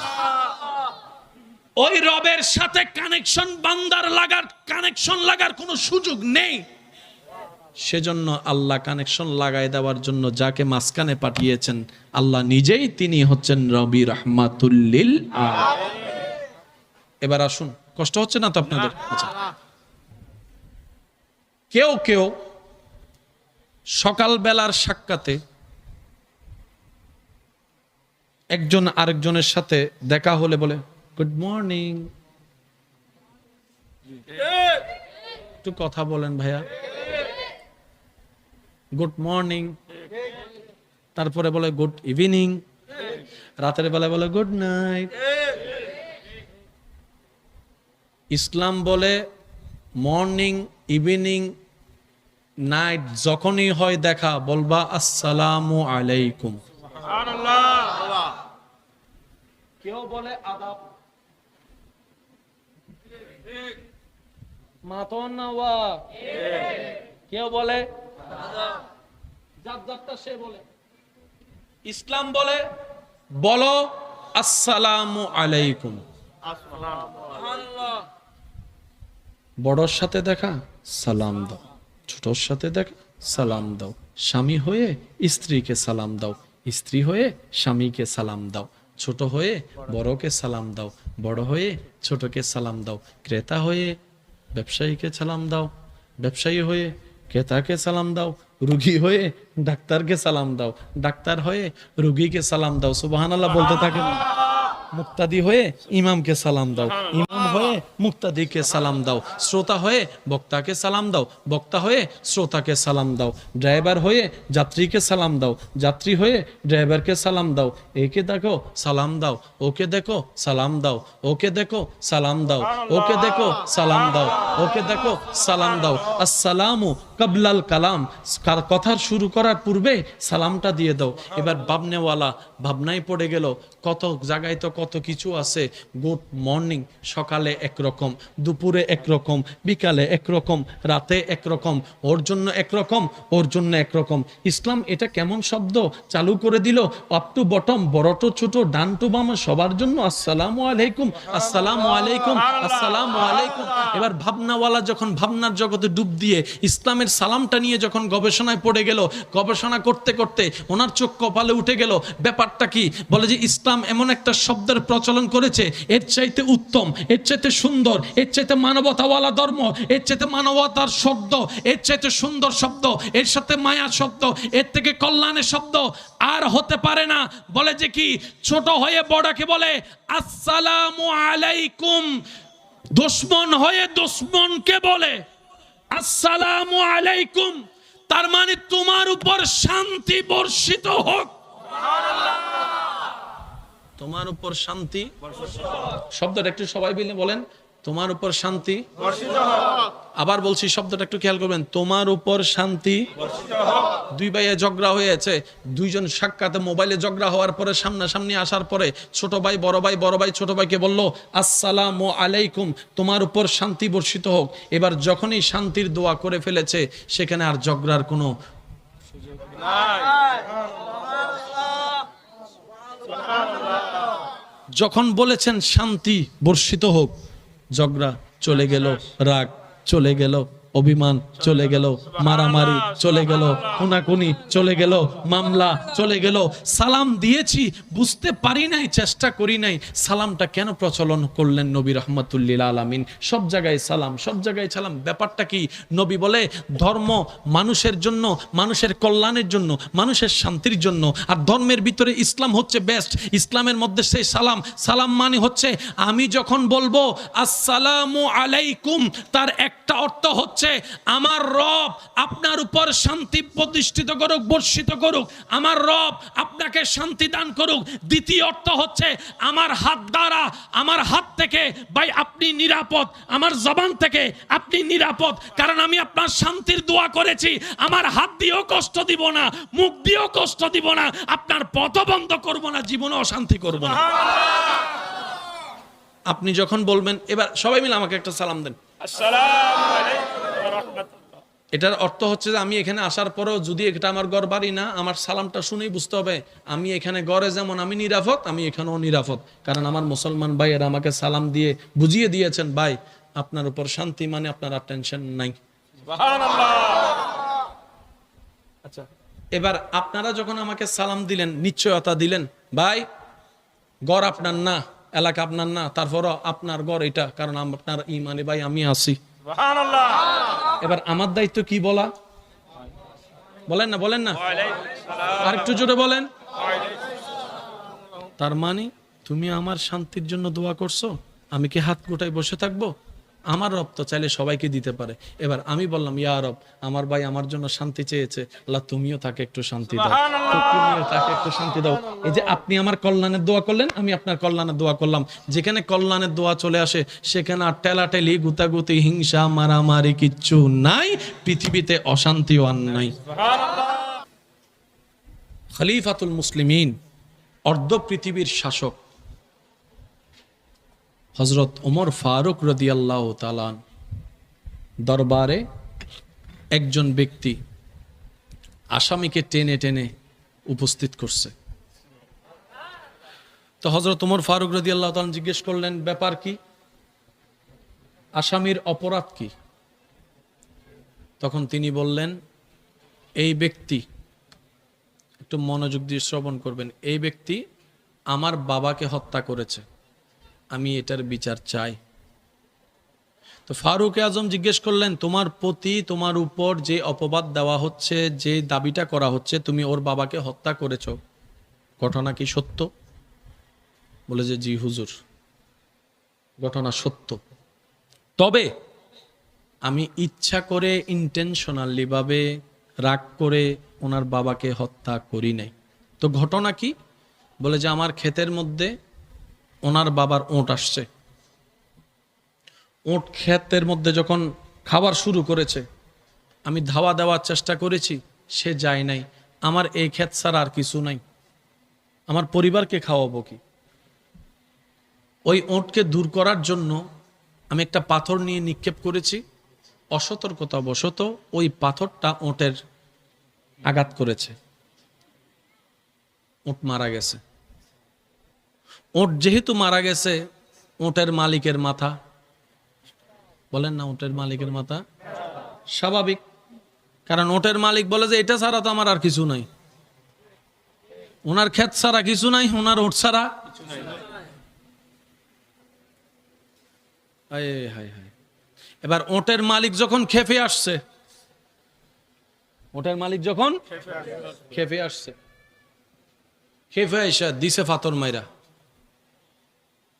এবার গেছে উনি মারা। কাহিনী ফ্যাঁস লেগে গেছে না? বলেন না, কাহিনী ফ্যাঁস লেগে গেছে না? ইসলামী রাষ্ট্রে সাজাও সর্বোচ্চ, মায়াও সর্বোচ্চ।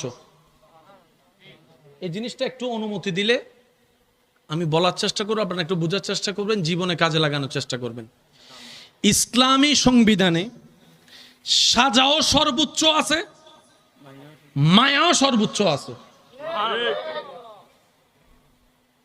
ইসলাম বলছে তুমি অপরাধ করিও না, পিটাবো তোমাকে।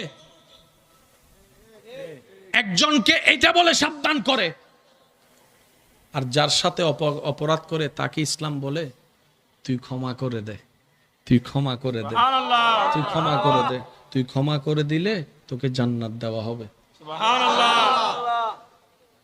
বিষয়টাকে একটু বোঝার চেষ্টা করি। একজনকে বলছে তুই অপরাধ করিস না, মাইর আছে মাইর। এখন সে অপরাধ করেই ফেলছে, মাপ চাইতেছে। ইসলাম প্রথমে ওরে বলে যে তুই মাপ চা, মাপ চাইলে কেউ ছোট হয় না, মাপ চাইলে বড় হয়। তুই মাপ চা, তুই মাপ চা, তুই মাপ চা। এবার যার উপর অন্যায় হয়েছে তার একটা রাগ ক্ষোভ আছে না, মাফ না করার একটা ক্ষোভ আছে না, তখন তাকে ইসলাম বলে যে মাফ করে দে, মাফ করে দে, তুই এটারে মাফ কর, আল্লাহ তোকে মাফ করবে, তুই ওকে মাফ কর, আল্লাহ তোকে মাফ করবে। দোনো দিকের ব্যালেন্স ইসলাম রক্ষা করেছে। বলেন তো এই ধর্মের নাম কি? ইসলাম। জোরে বলেন এই ধর্মের নাম কি? ইসলাম। মনে রাখবেন আমার ইমানি ভাইয়েরা, প্রতিশোধ নেওয়ার চাইতে ক্ষমা করে দেওয়ার শান্তিটাই অনন্তকালের চরম শান্তি, বেশি শান্তি। আপনি যদি কারো প্রতি রাগ হিংসা রাখেন, ক্ষোভ রাখেন, আপনার রাতের ঘুমটা টেনশনের হবে, আপনার মনটা ভারী হয়ে যাবে। আর আপনি যদি মন না চাইলেও আল্লাহর খুশির জন্য একবারও যদি মন থেকে বলেন যা তোরে মাফ করে দিলাম, আল্লাহর দিকে তাকায় মাফ করে দিলাম, সাথে সাথে দেখবেন আপনার মনও হালকা হয়েছে, ব্রেনও রিল্যাক্স হয়েছে। আপনার সে মাফ করাটা যদি রবের দরবারে পছন্দ হয়, রব বলবে যে তুই সামান্য আমার সৃষ্টি হয়ে যদি এই বান্দাকে মাফ করে দিতে পারোস, আমি রহমান হয়ে কেন পারবো না, আমি আল্লাহ তোকে মাফ করে দিলাম। এটার নাম কি? ইসলাম। নবী একদিকে বান্দাকে ধরে, একদিকে আল্লাহর রহমত ধরে। আর একটু জোরে। আবু বক্কর বলে আমি আল্লাহর সাথে কানেকশন পেতে চাই। নবী আবু বক্করকে ধরলেন, আল্লাহর রহমতের সাথে লাগাই দিলেন, আবু বক্কর হয়ে গেল সিদ্দিকে আকবর। আল্লাহ আমাদেরকে একটু বুঝার তৌফিক দান করুন। আর একটু জোরে বলি মন খুলে আল্লাহর ইবাদত করার তৌফিক দান করুন। ধর্মের নাম কি বলছি? ইসলাম। নাম কি? কয় হরফ? এই ইসলামের সর্বদিকেই সুন্দর, সর্বদিক। আজকে একটা কথা মনে রাখবেন, কেউ যদি ইসলামকে ভুল বুঝে কখনো, হয়তো ওনার চেনার ভুল, না হয় বুঝার ভুল। আর একটু জোরে বলি, হয়তো ওনার চেনার ভুল, না হয় ওনার বুঝার ভুল। ভুলটা কখন ইসলামের নয়। আমাদের মতো মুসলমান দেখে অনেককে ইসলামকে ভুল বুঝে, বাস্তব যেটা। মুসলমান কেমনে এমন হয়? আমি শ্রদ্ধার সাথে বলি, আমাদের মতো মুসলমান দেখে আপনি ইসলামকে বুঝতে পারবেন না সঠিকভাবে। ইসলামকে যদি আপনার সঠিক র্যাঙ্কে বুঝতে হয়, তাহলে আপনি সাহাবায়ে কেরামের জীবনী দেখেন, আহলে বায়েতের জীবনী দেখেন, আউলিয়ায়ে কেরামের জীবনী দেখেন। তখন আপনার বিবেক মন বলতে বাধ্যই হবে এটাই ইসলাম, এটাই ইসলাম, এটাই ইসলাম। এবার আসেন, ধর্ম কি গরু ছাগলের জন্য, পশু পাখির জন্য, উদ্ভিদের জন্য, না মানুষের জন্য? একটু জোরে বলি। এবার মানুষ শব্দের ভিতর যা আছে, যত প্রকার আছে, যত ধরন আছে, সবার জন্য ধর্ম। এবার বলেন, আমি বলছি আকার ইঙ্গিত, আপনারা একটু বুঝে নেবেন।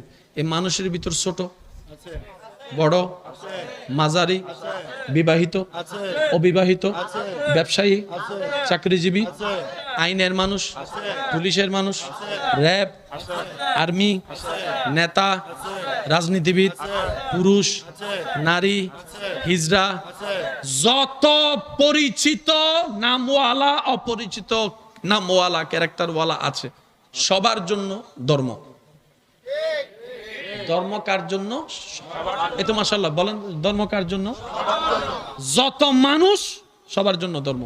গরুর জন্য ধর্ম নাই, ছাগলের জন্য, পশুর জন্য, পাখির জন্য। যারাই মানবের দলে আছে, সে যে মতের হোক, যে বিশ্বাসী হোক, সবার জন্যই ধর্ম। আমার হিন্দু ধর্ম আছে, বৌদ্ধ ধর্ম, খ্রিস্টান ধর্ম, প্রত্যেকটা ধর্মের প্রতি আমাদের শ্রদ্ধা এবং সম্মান। কারণ আমাদের নবী আমাদেরকে শিক্ষা দিয়েছেন, নিজের ধর্ম পালন করো, অন্যের ধর্মকে সম্মান করো। এটার নামই ইসলাম। আর একটু জোরে বলি, মানব শব্দের ভিতরে, মানুষের ভিতরে যতগুলা ধর্ম আছে, ইসলাম ইজ দ্য বেস্ট। কেউ যদি ভুল বুঝে, বুঝতে হবে ওনার বুঝার ভুল, না হয় মনে হওয়ার ভুল। ইসলাম ছিল, ইসলাম আছে, ইসলাম থাকবে। পরিবার থাকার জন্য সদস্যের দরকার, ব্যবসা থাকার জন্য ব্যবসায়ী দরকার,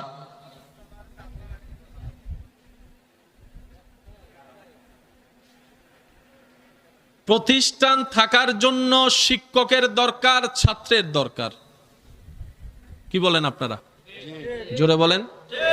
মাহফিল থাকার জন্য বক্তার দরকার, শ্রোতার দরকার, কমিটির দরকার। জোরে জোরে জোরে জোরে। কিছু কিছু জিনিস টিকে থাকার জন্য বিশেষ বিশেষ কিছু জিনিসের দরকার হয়, মানলো না মানলো দরকার হয়। একটা সংসার শব্দের ভিতরে স্বামীও আছে, স্ত্রীও আছে। স্ত্রীকে বাদ দেন, স্বামী নিয়ে সংসার হয় না। স্বামীকে বাদ দেন, স্ত্রী নিয়ে সংসার হয় না। মা বাবাকে বাদ দেন, ভাইকে বাদ দেন, বোনকে বাদ দেন, পরিবার শব্দ আর টিকবে না। পরিবারকে বাদ দেন, সেখানে সমাজ শব্দ টিকবে না। সমাজ শব্দ বাদ দেন, সেখানে দেশ শব্দ টিকবে না। আল্লাহ তাআলা আমাদেরকে এমন একটা ধর্ম দান করেছেন যেটা ইন্নাদ-দীনা ইনদাল্লাহিল ইসলাম। এই ইসলাম তখনও পৃথিবীতে ছিল যখন কলমা পড়নেওয়ালা আমার নবী ছাড়া আর কেউ ছিল না, তখনও ইসলাম ছিল। তখনও ইসলাম ছিল। একটু শব্দটা বলবেন, তখনও ইসলাম ছিল। আমরা যখন থাকবো না তখনও ইসলাম থাকবে। আর একটু জোরে। আমরা যখন থাকবো না তখনও ইসলাম, আমরা যখন ছিলাম না তখনও ইসলাম ছিল। ইসলাম ছিল, আছে, থাকবে, এই কথা ও মুসলমান তুমি কিভাবে বুকের মধ্যে হাত রেখে দীপ্ত কণ্ঠে মাথা উঁচু করে এমন দাবি তুমি করো? তো করো কিভাবে? কারণ আমরা জানি কোনো কিছু টিকার জন্য বিশেষ কিছুর তো দরকার হয়, সাপোর্টের তো দরকার হয়। ব্যক্তি ছাড়া দল গঠন করা কখনো সম্ভবপর নয়, সদস্য ছাড়া কমিটি গঠন করা তো কখনো সম্ভবপর নয়। তাহলে পৃথিবীর বুকে যদি একজনও মুসলমান না থাকে তারপরে ইসলাম টিকবে, এই কথা তুমি কিভাবে বলো? তখন মুসলমান উত্তর দেয়, সংগঠন টিকাই ব্যক্তির কারণে, স্কুল টিকে টিচার ছাত্রের কারণে, ব্যবসা টিকে ব্যবসায়ীর কারণে, ক্রেতার কারণে। আপনার সমস্ত কিছুর মধ্যে একটা ব্যক্তি বিশেষের হাত আছে, কিন্তু ইসলাম এমন একটা ধর্ম যেটা টিকার জন্য কোনো ব্যক্তির প্রয়োজন হয় না, কোনো বড়র প্রয়োজন হয় না, কোনো ছোটর প্রয়োজন হয় না। কারণ এই ইসলাম আল্লাহ পাক কুদরতিভাবে টিকাই রেখেছেন এবং রাখবেন ব্যবস্থা করেছেন। মুসলমানের ইসলামের দরকার, ইসলামের মুসলমানের দরকার নাই। আমি মনে বুঝাতে ব্যর্থ হচ্ছি কথাগুলো, একটু খেয়াল করবেন। সন্তানের মা বাবা দরকার, মা বাবার সন্তান দরকার। একটু আমাকে রিপ্লাই দিবেন। সন্তানের মা বাবা দরকার, মা বাবার স্বামীর বিয়ে না করো না, মাথাটা বিয়ে করে যদি চুপ করিতে কিছু। স্বামীর স্ত্রী দরকার, স্ত্রীর স্ত্রী ছাড়া স্বামী স্বামী হবে না। স্বামী কখন নামযোগ হয়? যখন তার কবুলে একজন স্ত্রী থাকে। স্বামী ছাড়া স্ত্রী হয় না, স্ত্রী ছাড়া স্বামী হয় না, বাবা মা ছাড়া সন্তান হয় না, সন্তান যতদিন হয় না ততক্ষণ উনি মা বাবা হয় না। একজন আরেকজনের ঠেকা, এটা বুঝাতে চাচ্ছি। একজন আরেকজনের ঠেকা, বক্তা শ্রোতার ঠেকা, শ্রোতা বক্তার ঠেকা। আরো জোরে। এলাকাবাসী মাহফিল কমিটির টাকা, মাহফিল কমিটি এলাকাবাসীর টাকা। আরো জোরে জোরে জোরে। একজন আরেকজনের টাকা, একজন আরেকজনের টাকা। ইসলামকে আল্লাহ এমন ভাবে সাজিয়েছেন, এখানে যারাই গোলামি করবে খেদমতের সওয়াব বেনিফিট পাবে, কিন্তু কেউ বলতে পারবে না আমার কারণ ইসলাম হয়েছে, আমার কারণ ইসলাম টিকেছে, আমি আছি তো ইসলাম আছে, আমি নাই তো ইসলাম নাই। এমন কথা বলার সুযোগ কাউকে আল্লাহ দেয় নাই, কাউকে আল্লাহ দেয় নাই। রব বলে যে ইন্নাদ-দীনা ইনদাল্লাহিল ইসলাম, ইসলামের দায়িত্ব আমি আল্লাহর কাছে। তাহলে আমরা কে? আমাদের লাভ কি? রব বলে যে এসে গোলামি করলে লাভ আছে। সুবহানাল্লাহ। আর একটু আস্তে করে বলেন, একদম ছোট করে বলেন। আসলে তোমাদের লাভ আছে। আল্লাহর লাভ কি? রব বলে যে ফিদ দুনিয়া হাসানাতাও ওয়া ফিল আখিরাতি হাসানাতাও। ডাইরেক্ট দুই জগতের লাভ। এমন ভাবে সুবহানাল্লাহ বলেন যেভাবে সুবহানাল্লাহ বলে আপনার নিজের মন খুশি হয়ে যাবে। সুবহানাল্লাহ কি পরিমাণ একটা নিয়ামতওয়ালা শব্দ।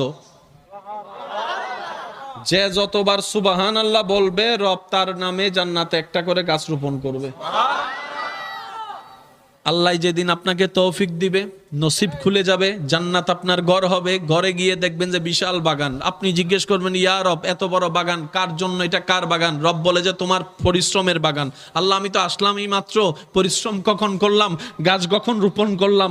রব বলে যে দুনিয়ায় যতবার তুমি আমার পবিত্রতার প্রশংসা করে সুবহানাল্লাহ বলেছো, এই সুবহানাল্লাহর যতটা কবুল হয়েছে প্রত্যেকটার নামে আমি আল্লাহ জান্নাতে একটা করে গাছ তোমার নামে রোপণ করেছি।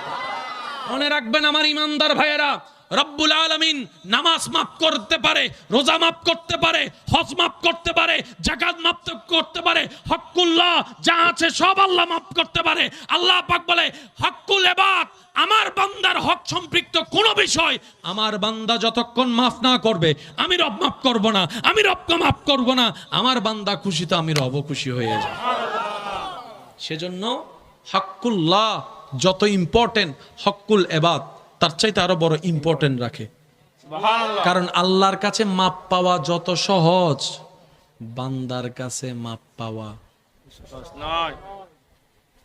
মনে থাকবে ইনশাআল্লাহ। জোরে মনে থাকবে ইনশাআল্লাহ। এবার আপনি যদি বলেন যে আমি বড় ভাই ছোট ভাই দিছি, একটা সমস্যা কি? যেটা আমার ছোট ভাই, কিন্তু আপনার ছোট ভাই ঠিক আছে, কিন্তু বান্দাটা তো আল্লাহ। জোরে বলেন। যদি আপনার বোনের জায়গা থাকে, বোন তো বিবাহ করে চলে গেল, আপনি যদি বলেন বোনের কি দরকার এখানে, আপনি বলতে পারেন কারণ আপনি বড় ভাই, কিন্তু আপনি রবের বান্দার উপর হুকুম দেখানোর আপনার অধিকার নাই। কারণ আপনার বোনটা আপনার বোন হয়েছে পরে, রবের বান্দা হয়েছে আগে। সেজন্য বুদ্ধিমানরা কি করে জানেন? কোন একটা কিছু হলে মানুষের হকের ব্যাপারে বলে যে তাড়াতাড়ি মিটিং ডাক। মিটিং ডেকে যার যা পাওয়ার দেয়। এবার আপনি যদি ভাই হয়ে বোনকে যদি আবদার করেও বলেন বোন রে তোর শ্বশুর বাড়ি বাংলাদেশের শেষ সীমা নাই, তুই বোন তো এখানে এসে কিছু করতে পারবি না, আমাদের ঘরটাও ছোট, তোর জায়গাটা দিলে তোর বাচ্চাদের জন্য আমি একটা রুম বাড়াইতে পারবো। এবার আলোচনা করে বলেন, ভালোবাসা বলে বলেন, কোনো শর্ত দিয়ে বলেন। এবার বোন যদি বলে যে ঠিক আছে তুমি ব্যবহার করো, কিন্তু এস্টামে লেখা দাও যখন আমার দরকার হবে, আমার ছেলেদের দরকার হবে, এটা ছেড়ে দিতে হবে। আলোচনা হয়ে গেল, হকটাও হয়ে গেল, ব্যবহারও হয়ে গেল। আর বেশিরভাগ ক্ষেত্রে বোনেরা কখনো সেই জায়গাগুলো নিয়ে যায় না, কারণ বোনরা ভাইদের পাওয়া দেখলে আরো বেশি খুশি হয়ে যায়। সুবহানাল্লাহ। যাদের বাবা নাই এমন কোন বোন থাকলে আপনি বড় ভাই হয়ে সেটা আপনি দায়িত্ব পালন করার চেষ্টা করবেন, আপনি খোঁজ খবর নেওয়ার চেষ্টা করবেন। সবসময় দেওয়াটাই সম্পর্ক সুন্দর করে না, সপ্তাহে একবার শুধু ফোন করে বলেন ও বোন কেমন আছোস, দেখবেন যে দিল বড় হয়ে গেছে। কথা বলেন ঠিক কিনা? আরো জোরে বলেন ঠিক কিনা? যে যাই বলুক আপনারটা আপনি করে যাবেন, আওয়াজ দিয়ে বলতে হবে, কারো আওয়াজ যেন ছোট না হয়। কাকে খুশি করার জন্য? কাকে খুশি করার জন্য? আল্লাহ খুশি, সব খুশি। সুবহানাল্লাহ। জঙ্গলে বাঘ আছে, হাতি, বড় বড় সিংহ প্রাণী সাগরে মাছ, কোন প্রাণীকে খাবার নিয়ে টেনশন করতে দেখছেন? রাস্তার কুকুরকে কখনো আজিয়ে কি হাইয়ু, আপনি সন্তান হওয়ার পরে সন্তানকে ফেলে দেন নাকি বুকে নেন? একটু জোরে বলেন। সন্তান যতদিন নিজে নিজে প্রস্রাব পায়খানা পরিষ্কার করতে পারে না, অন্তত ততদিন পর্যন্ত মা বাপে শোয়া উঠা গোসল টোসল সব। কিন্তু একটা ছাগলকে দেখেন বাচ্চা হওয়ার পরে ফেলে দিছে দৌড়। আচ্ছা, এখানে সাঁতার কে কে পারেন? হাত তোলেন। সাঁতার সাঁতার সবাই পারে না, রাখেন। পারে না যে এরকমও কিছু, পারে না যে এমনও কিছু, ওই দাঁড়, ঠিক আছে। সাঁতার শিখতে চাই নাই তা না, গেছে, কিন্তু হাত এবং পায়ের লাড়ার ব্যালেন্স করতে পারে নাই শেষ পর্যন্ত। একটু জোরে বলেন না। তো ছোটবেলায় সাঁতার যারা শিখিয়েছেন তারা কি করতো? আদর করে মায়া করে বুকে একটা হাত কোমরে একটা হাত নিয়ে এমন করে রাখতো। আমাদেরও বিশ্বাস ভরসা, আমার চাচাই আমাকে ধরে রাখছে, আমার বাবাই আমাকে ধরে রাখছে, আমার বড় ভাই আমারে ধরে রাখছে, আমার নানি আমার দাদি যেমন আমাকে শিখেছে, আমার নানি আমাকে ধরে রাখছে। এই ভরসা আছে, হাত পা লাড়ি। কারণ যাই হোক, হাত পায়ের ব্যালেন্স না হলো ডুববো তো না, কারণ দৌড়ে তো আছে। একদিন দুই দিন তিন দিন যাওয়ার পরে যখন মুরব্বিটা দেখে, বাবা চাচা যখন দেখে সে হাত পা ব্যালেন্স করে লাড়তে পারতেছে, কখন জানি হাতটা আস্তে করে সরাই দিছে, আমরা বুঝতেও পারি নাই। আমাদের বিশ্বাস হচ্ছে দৌড়ে তো আছে, দৌড়ে তো আছে, উনি হাত ছেড়ে দিছে। কিছুক্ষণ পরে যখন দেখতেছি উনি ওখানে দাঁড়াই আছে, আমি এখানে চলে আসছি, যখনই বুঝতে পারছি যে হাত নাই, তখনই দেখবেন যে ডুবে যাওয়া শুরু। আমি একটু জিনিসটা আপনাদের খেদমতে আরজ করতে চাচ্ছি, একটু খেয়াল করবেন। হাত কিন্তু 2 মিনিট আগেও ছিল না, ডুবি নাই। হাত কিন্তু নানির হাত 2 মিনিট আগেও ছিল না, কিন্তু ডুবি নাই। কিন্তু যখনই ব্রেনে বুঝতে পেরেছে নানির হাত নাই, তখনই ডুবা শুরু। ওই বিশ্বাস এমন একটা বড় জিনিস। আপনি যখন বিশ্বাস করবেন আমার আল্লাহ আমার সাথে আছে, তার মানে আছে। আপনি যখন বিশ্বাস করবেন আমার এই কঠিন মুহূর্তে আমার কেউ সাপোর্ট দেনেওয়ালা নাই, আমার রব আমার সাথে আছে, আমার রব আমাকে সাহায্য করবে, আপনার সেই বিশ্বাসে আপনার কাছে সাহায্য আসবেই আসবে। বিশ্বাস বড় জিনিস। তো সাঁতার যারা জানেন তারা ডুবে যাওয়ার তেমন টেনশন বলেন না। নদীতে যান আর সাগরে যান, কথা বলেন ঠিক কিনা? এখানে একটা নিয়ম জেনে রাখা দরকার, নদীতে সাগরে স্রোতের বিপরীতে পানির সাথে যুদ্ধ করে যারাই সাঁতরাতে চায় তারাই বেশিরভাগ ডুবে যায়। তো তখন বুদ্ধিমানের কাজ কি? বলে যে তুই সাঁতরাইলে অত কুল কিনারা খুঁজে পাবি না, সাঁতরানোর দরকার নাই, কারণ কিছুক্ষণ পরে তুই টায়ার্ড হয়ে যাবি। তোর টায়ার্ড হলে তোর ব্রেন অকেজ হওয়া শুরু করবে, তোর শরীর পানির সাথে যুদ্ধ করে পারবে না। তো একটা বুদ্ধিমানের কাজ কর, সেটা কি? মরা মাইনছ না নাতফা সারি দে, পানি এজিককে লই যায়। কথা বলেন ঠিক কিনা? তুমি যখন হাত পা ছেড়ে দিবা পানির সাথে, যা তোর সাথে আমি সরি, পানি তোর সাথে আমি সরি, তোর সাথে সাঁতরানো মানে যুদ্ধ করা, আমি করব না, সরি, যা তুই আমার যা করবি তা কর। তখন সেই পানিটা আস্তে আস্তে আপনাকে কোনো না কোনো দিকে একটা স্থির করাই দিবে। সব তো রবেরই ইচ্ছা হয়। আর একটু জোরে বলা যাবে? এখানে যতগুলা মানুষ আছে জীবনে কোনো না কোনো সময় বড় একটা বিপদে, টাকার বিপদে পড়ছে, যে এরকম অনেক মানুষ এখানে আছে। একটু আওয়াজ দেন না ভাইয়া। খুব ইমার্জেন্সি টাকার দরকার, অনেক টাকা দরকার, সে টাকা পকেটে নাই, এরকম অনেক মানুষ এখানে আছে। ওই দিনটা কি এখনো আছে? ওই সমস্যা এখনো আছে? আমি যদি আপনাকে প্রশ্ন করি এটা সমাধান করলেন কিভাবে, তখন আমার ভাই বলবে যে কেমনে না কেমনে হয়ে গেলে। রব বলে যে কেমনে না কেমনে নয়, যখনও তোর সাথে তোর কেউ ছিল না, আত্মীয় স্বজন, আমি রবের রহমত তোর দিকে তাকাইছিলাম বলে তুই। তো যেখানে আমাদের একজন রব আছে যিনি রব্বুল আলামিন, যেখানে আমাদের একজন নবী আছে নবী রাহমাতুল লিল আলামিন, আর আমাদের টেনশন করার তো দরকার নাই। টেনশনের ওষুধ খাওয়ারও দরকার নাই। ওয়াতু ইজ্জু মান তাশা ওয়াতু জিল্লু মান তাশা, সবই তো রবের হাতে। ইন্নাল্লাহ আলা কুল্লি শাইইন কাদির, আমার রব তো আমাদের সাথে আছে, টেনশনের দরকার নাই। ঈমান ভক্তি বিশ্বাস নিয়ে চলতে পারলে আমাদের জয় সুনিশ্চিত হয়ে যাবে। আল্লাহ আমাদের সবাইকে কবুল করুক, আমিন। দাঁড়াই আমরা চলেন নবীকে সালাম।